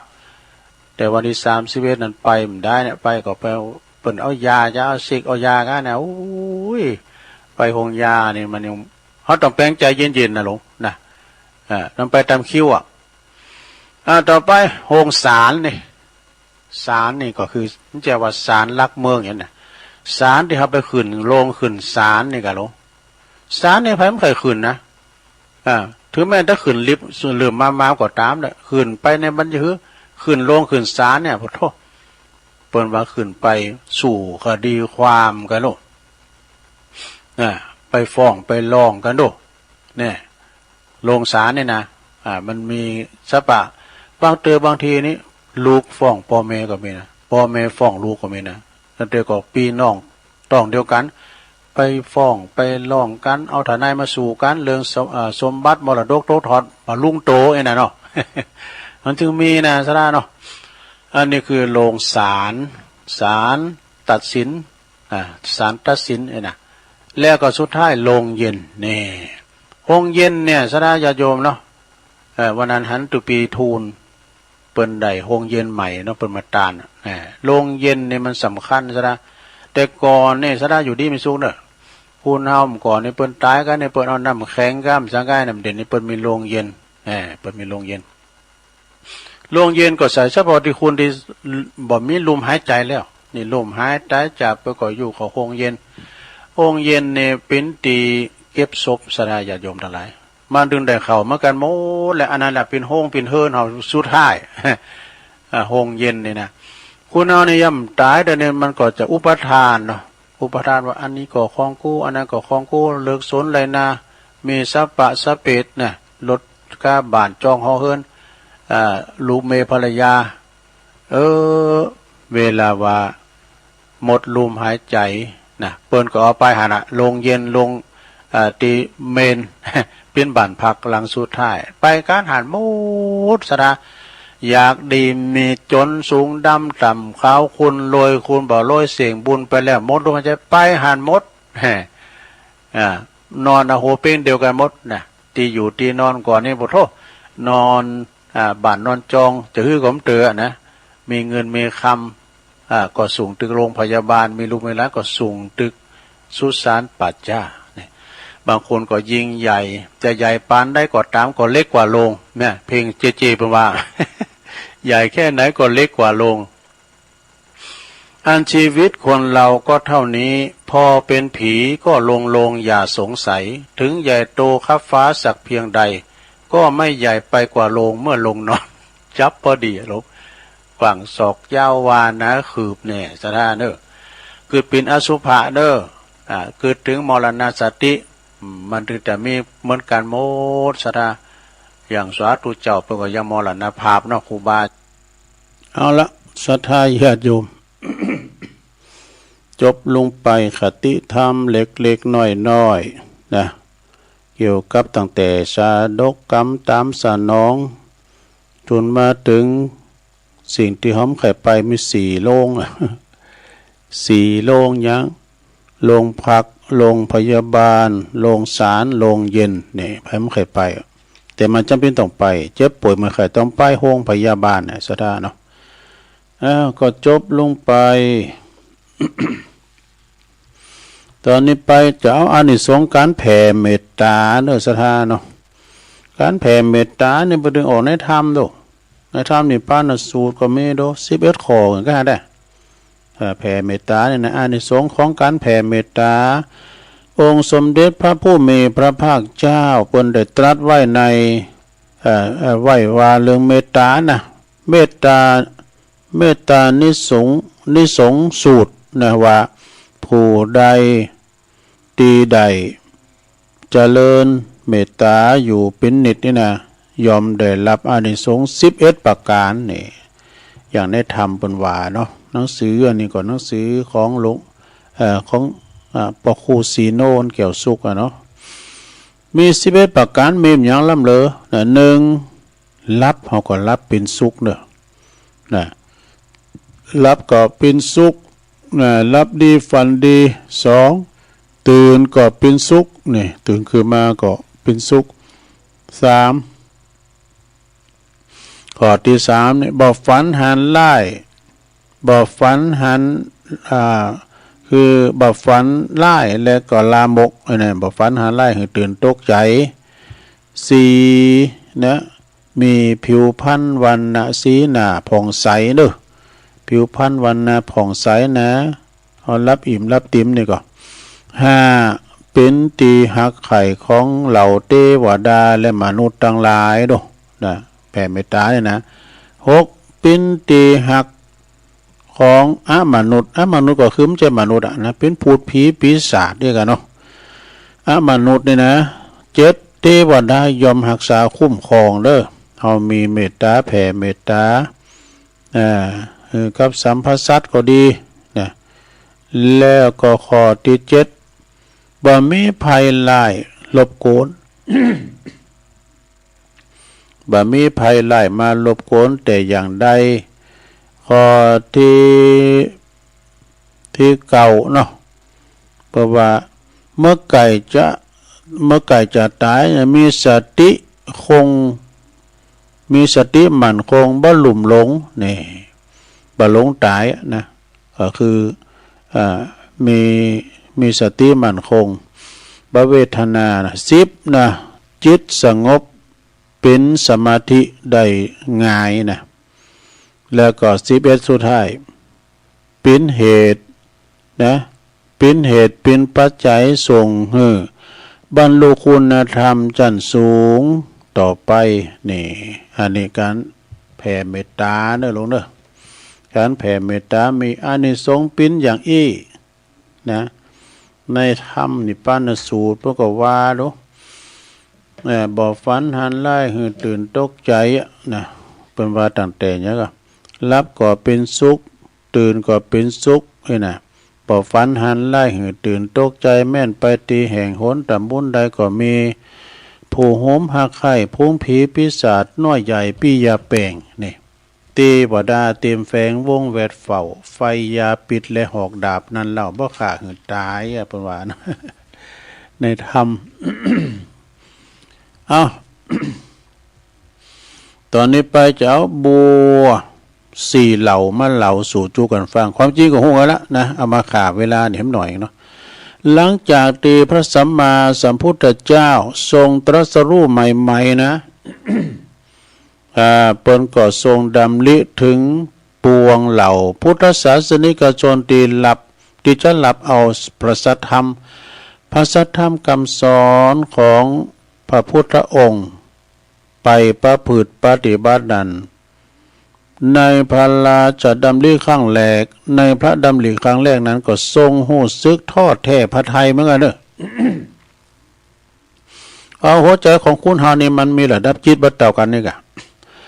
แต่เมื่อว่าทรงพิจารณาดูอย่างละเอียดทีท่วนแล้วก็เลยทรงเบาพระทัยลงไปได้เพราะว่าทรงหันพุทธศาสนิกชนเปิ้นเปรียบประดุจดังบัวสี่เหล่าเนอะดังต่อไปนี้ข้อที่หนึ่งบัวที่หนึ่งนี่นะบัวเหล่าหนึ่งเหล่าที่หนึ่งนี่ก็คือว่าเป็นบัวที่กำลังออกจากต้มออกจากขีเปอร์ขีโลนะมักจะเป็นอาหารของเต่าก้าปลาก้านะเปรียบดังบุคคลที่บ่สามารถหับเอาพระธรรมคำสอนได้เข้าในลักษณะปั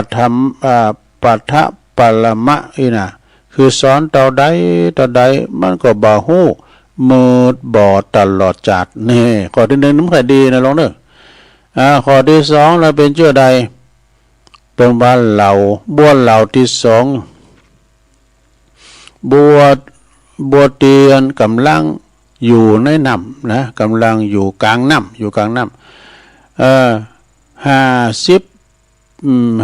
50 ต่อ 50กึ่งต่อกึ่งเนอะ50 ต่อ 50นี่นะกึ่งดีกึ่งชั่วเนี่ยกึ่งดีกึ่งให้เนี่ยนะมัวเมาแต่บาปกรรม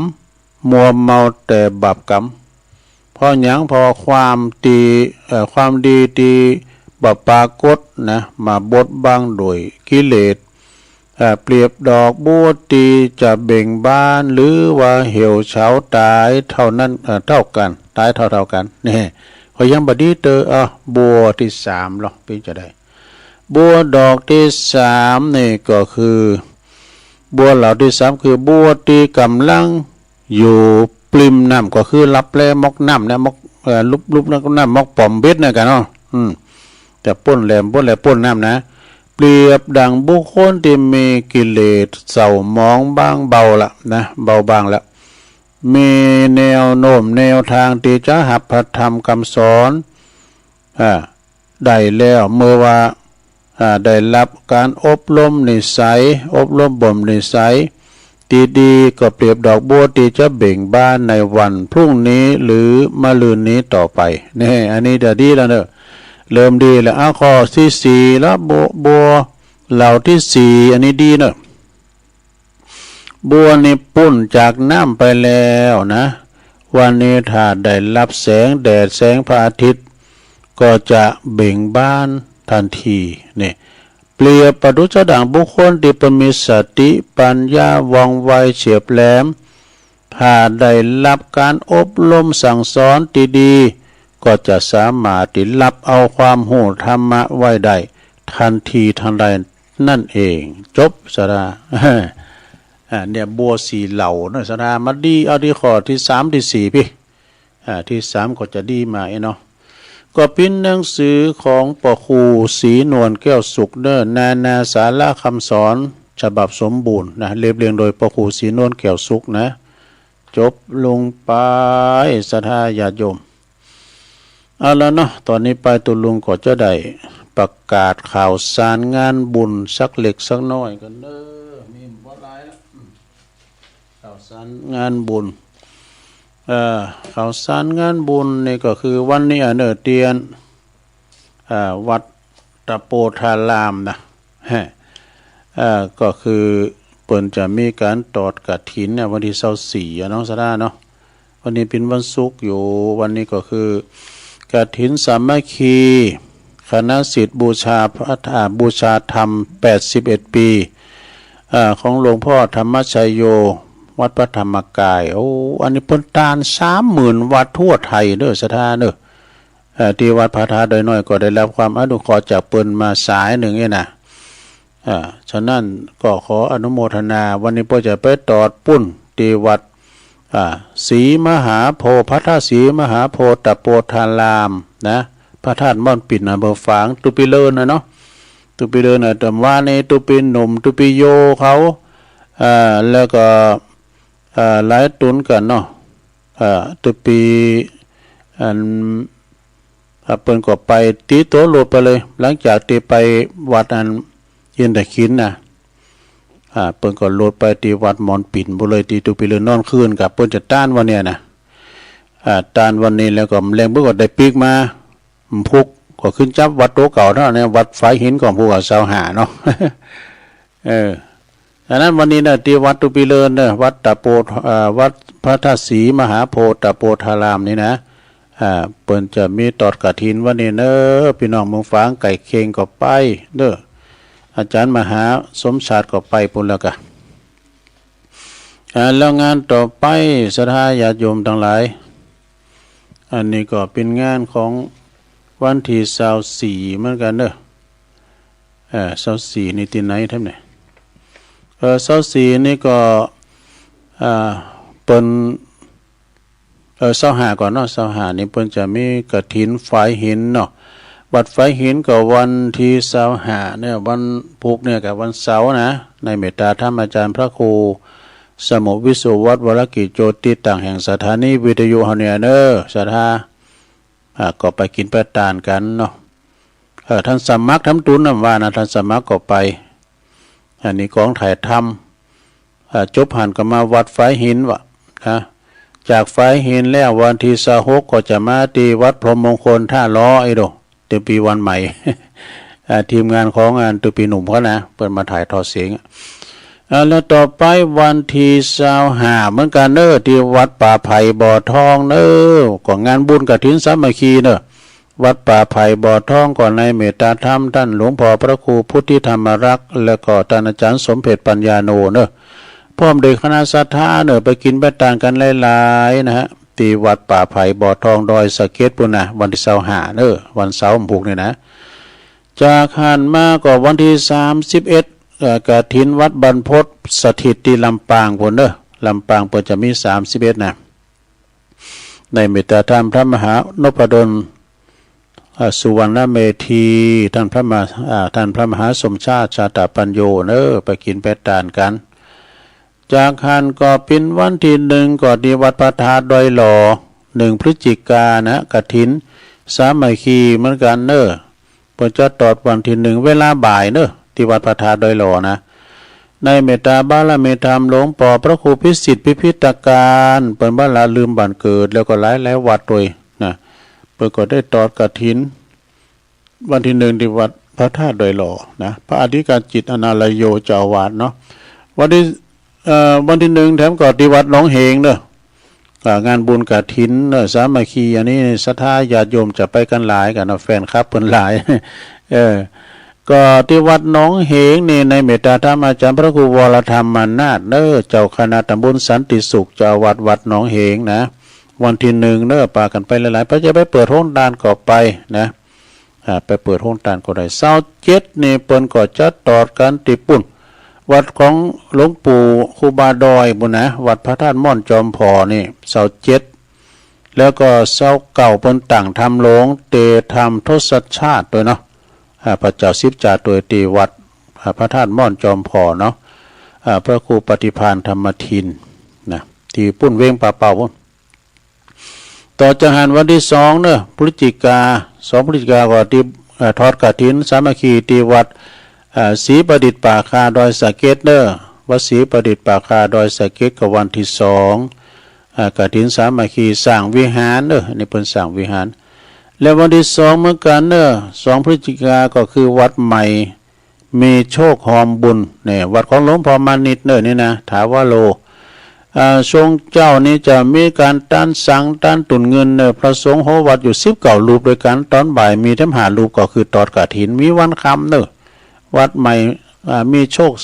หอมบุญในนาปากันไปพระจะไปเปิดโรงทานก็ไปเด้อที่วัดใหม่มีโชคหอมบุญนะป่าไม่แดงบุญนะเปิ้นจะมีในวันที่2นะสนะแล้วก็ในวันที่2แล้วก็มาถึงวันที่3วันที่3พฤศจิกาก็ที่วัดสันวันที่1ก็ที่1ก็สังขยอมนะวันนั้นอ่านผิดไปวันที่1ก็วัดสันขยอมนะไหลเนี่ยลุมดอยนี่นะ1พฤศจิกาในเมตตาธรรมอาจารย์พระอธิการแจ้งสุทธิจิตโตเนอะท่านอาจารย์ออสเขานี่ก็จะมีวันที่1พฤศจิกาที่วัดสันขยอมอาจารย์แจ้งในทีมงานของกูแดงมิวสิกแล้วก็จากคานก็ในวันที่3ที่4พฤศจิกาก็เปิดจัดต่างทำโลงโดยวัดศรีสายมูลเนี่ยกูไล่มือนะวัดศรีสายมูลกูไล่มือนะฮะวันที่3ตอนเจ้าก็จะมีการทำบุญตักบาตรตานเขาวงกฏเนอะตอนบ่ายมาก็จะมีการทำบุญฟังธรรมเตธรรมบริวารนี้มาไล่เก่ามาไล่ปลายกาถาปั้นไว้แล้วก็วันที่4ก็เตธรรมมหาจัดวันขำเนอะไปกินไปตานไปลมฟังเตกันเนอะที่วัดศรีสายมูลกูไล่มือในเมตตาธรรมพระครูสุทธิกิตยาพรนะฮะเลขาเจ้าคณะอำเภอแล้วก็พินรองเจ้าคณะตำบลย่างคามตัวยแล้วก็พินผอ.หงเฮนโขงขาววิทยาตัวยนะในวันที่4นี่เมืองฝางปุ่นในเมืองฝางโขกแก้วอารามทั้ง3วัดโสภณารามนะห้วยงูในนะเมืองฝางโดยเมตตาบารมีธรรมหลวงพ่อพระครูศรีรัตนคุณกันเนาะเปิ่นก่อกับคณะศรัทธาเปิ่นจัดตอดกฐินในวันที่4เนอะ4พฤศจิกานะที่วัดห้วยงูในเมืองฝางวัดโสภณารามเนาะแล้วทำวัดหนึ่งก็วันที่25วันที่5กะวันที่5นี้พฤศจิกาเป็นวันลอยกระทงด้วยนะวันเดือนยี่ปิงเป็นสิ้นสุดในการตอดกฐินวันนั้นแต่ว่าเพิ่นจะมีงาน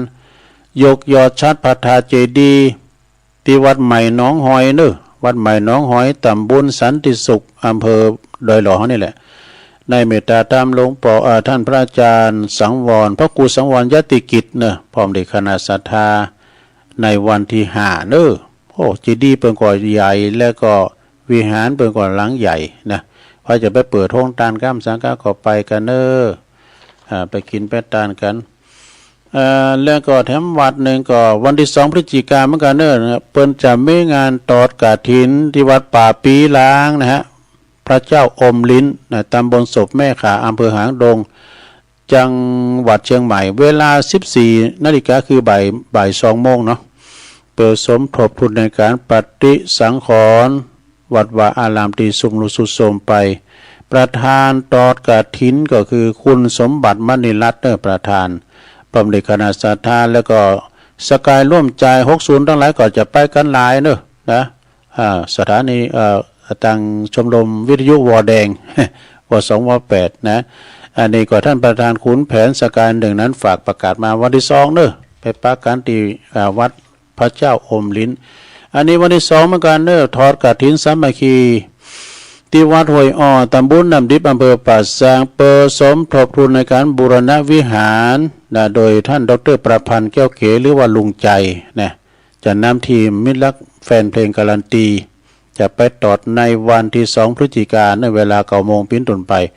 พระอธิการบุญนักนะวรปัญโยเจ้าอาวาสก็ฝากประกาศมาเด้อวันที่3นำการมา3พฤศจิกายนก็เปิ้นจะตอดกฐินที่พุทธมณฑลด้วยนะเนาะอันนี้ผมฮู้รายละเอียดได้ว่านะประกาศผ่านไว้ก่อนเนาะขอบคุณเนาะ เอาศรัทธาญาติโยมอันนี้ก็เป็นข่าวสารงานบุญแจ้งประกาศให้ศรัทธาญาติโยมทั้งหลายแล้ววันพุธนี้ก็มาปักกันในตอนเจ้านะจะมีกิจกรรมยกวัดมาบ้านวันพุธวันเสาร์สร้างจินตนาการยกวัดมาบ้านเนาะวันพุธวันเสาร์แต่ว่านี่ก็ไปที่วัดอินได้กินก็วัดเปิ้นกว้างปูโต้นนอนมดโอ้กว้างขวางเป็นวัดเก่าวัดเดิมวิหารเปิ้นจะมีแอวนะสมัยเมื่อก่อนเนี่ยนะวิหารเปิ้นก็ยาวที่วัดอินแต่ขินเมตแดงบนตำบลวัดตำบลดอกท่านตุปีประพันธ์เปิ้นพิตุลงก็เปิ้นมาตอดกฐินกันว่าก็ได้ที่ซอยหอยตามเปิ้นไปตานด้วยเปิ้นก่อนนั้นจำได้ว่าตุลุงสุทัศน์อาคาธรรมโมเนี่ยวัดนำดิบโลงเนี่ยนะเปิ้นไปปิ้นตุลงกรรมเนาะที่วัดอินทขินนะที่วัดอินทขินเม็ดแดงในนามของโยมพานิตาพรหมมินทร์นะก็เดียวกันศรัทธาตุลุงจัดตักต่างลายก็เปิดในต้มเจ้านะมันก็ลังขึ้นมาเนี่ยนะมือถือตุลุงแต่ว่านี่จะได้หมดในรถไม้ดักมิกนิ่มขืนเลยเนี่ยไม้มันบดังแล้วเปิดเพลงขึ้นดังนะก็ซับปะหลีเหมือนกันนะตู้มันจะจางเนี่ยเปิดปิดได้ดังเปิดเพลงคุณเฒ่าฟังเพลงบักเก่าแห่งความหลังบุกฟังเพลงลูกกุ้งเนาะบุกฟังเพลงลูกกุ้งกัมสวลีภกาพันธ์เขานะเอาอันนี้กำลังขึ้นมาเนี่ยมันจ้านะอันนี้พัฒนันร้านพัฒนันก็ตักมาตั้งลายโยมพัฒนันแท้ตั้งหรือว่าวิจิตรไพศาลฟังอยู่เอาอันนี้พระครูสุทัศน์วัดนางแลบนนั้นเนี่ยนะอาจารย์สมพงษ์ไหวสานะครับมันลำปางว่ะกลุ่มขึ้นสีขาว155แล้วก็มีโยมโดยน้อยพัฒนาหนองหานสันทรายแม่หลวงสายฝนจันกุณะแล้วก็โยมยุพินหอมอาลาปีน้อยก็ฟังจากปุ้นตีแม่โยกปุณะชัดเจนดีเนาะยายซิวฟังอยู่ก็ยายซิวแล้วก็ยงยุทธมณีวันขอบคุณด้วยเนี่ยว่าเปิ้นมาเนี่ยถึงขอบโคบ่นะไม่ได้ป้าตุลุงสักครับยงยุทธมณีวันจากบ่อเหี่ยวลำปางนี่นะเพราะว่าตุลุงไปปุ่นกะตูมัดประมาณ2 เติมบ้านนะขอเอาไว้เตือนนานเนาะประกันเนาะโยมยงยุทธมณีวันต่างอกต่างใจเพิ่นไปหลายปีแล้วมาเวแล้วก็ไปทำบุญที่หลวงพ่อตัวเนาะแม่ครูธัญญากศนก็ฟังอยู่นะอุ้ยสาวคุ้มตะวันเนี่ยเมืองวะปุ่นว่าครูบา40,000ก็มาแล้ววะอันนี้ลงเหนือนะแล้วก็บุญส่งจากลำปางสาธุไหวสาท่านพระครูสมเพชรมาในวันนี้นะอาจารย์สมเพชรปัญญาโนนะฮะไหวสานะครับวัดป่าไผ่บ่อทองแม่สายพินจังซอมาแล้วเดี๋ยวมาซ้อนอันนี้ก็ปุ่นตรงสารดอนใจโยมกนกพิษชัยนานี่หอยงูใน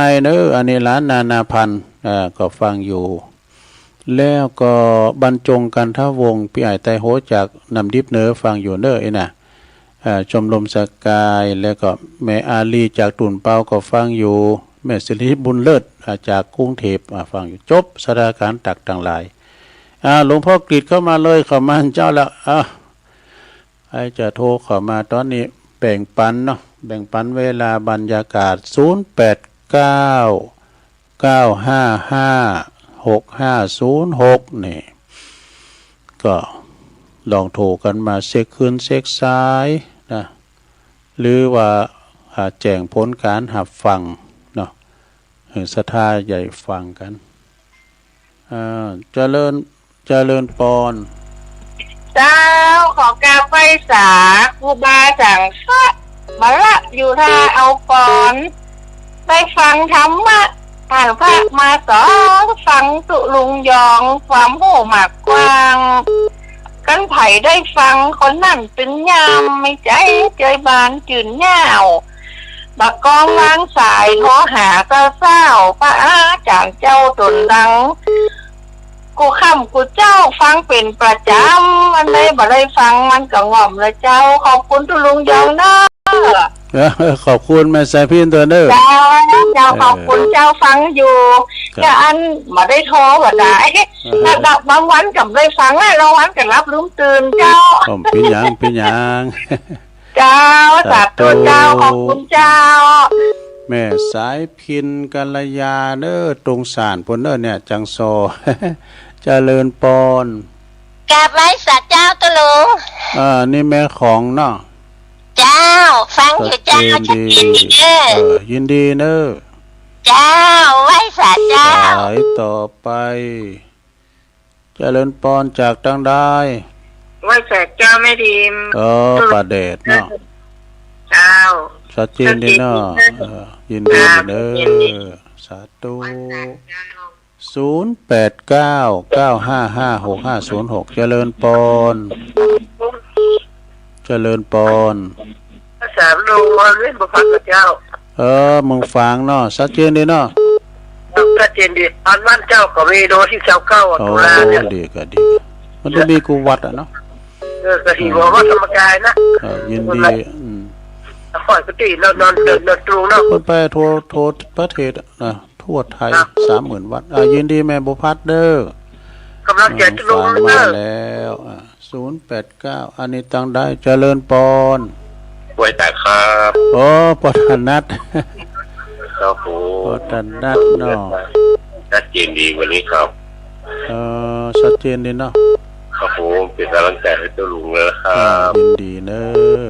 ครับผมไว้แต่ครับไม่เล่นกับบ้านตัวละครับผม ไปแต่งบอลน้อยบุญปันก็เนาะมโนครเขาปุ่นตัวนะ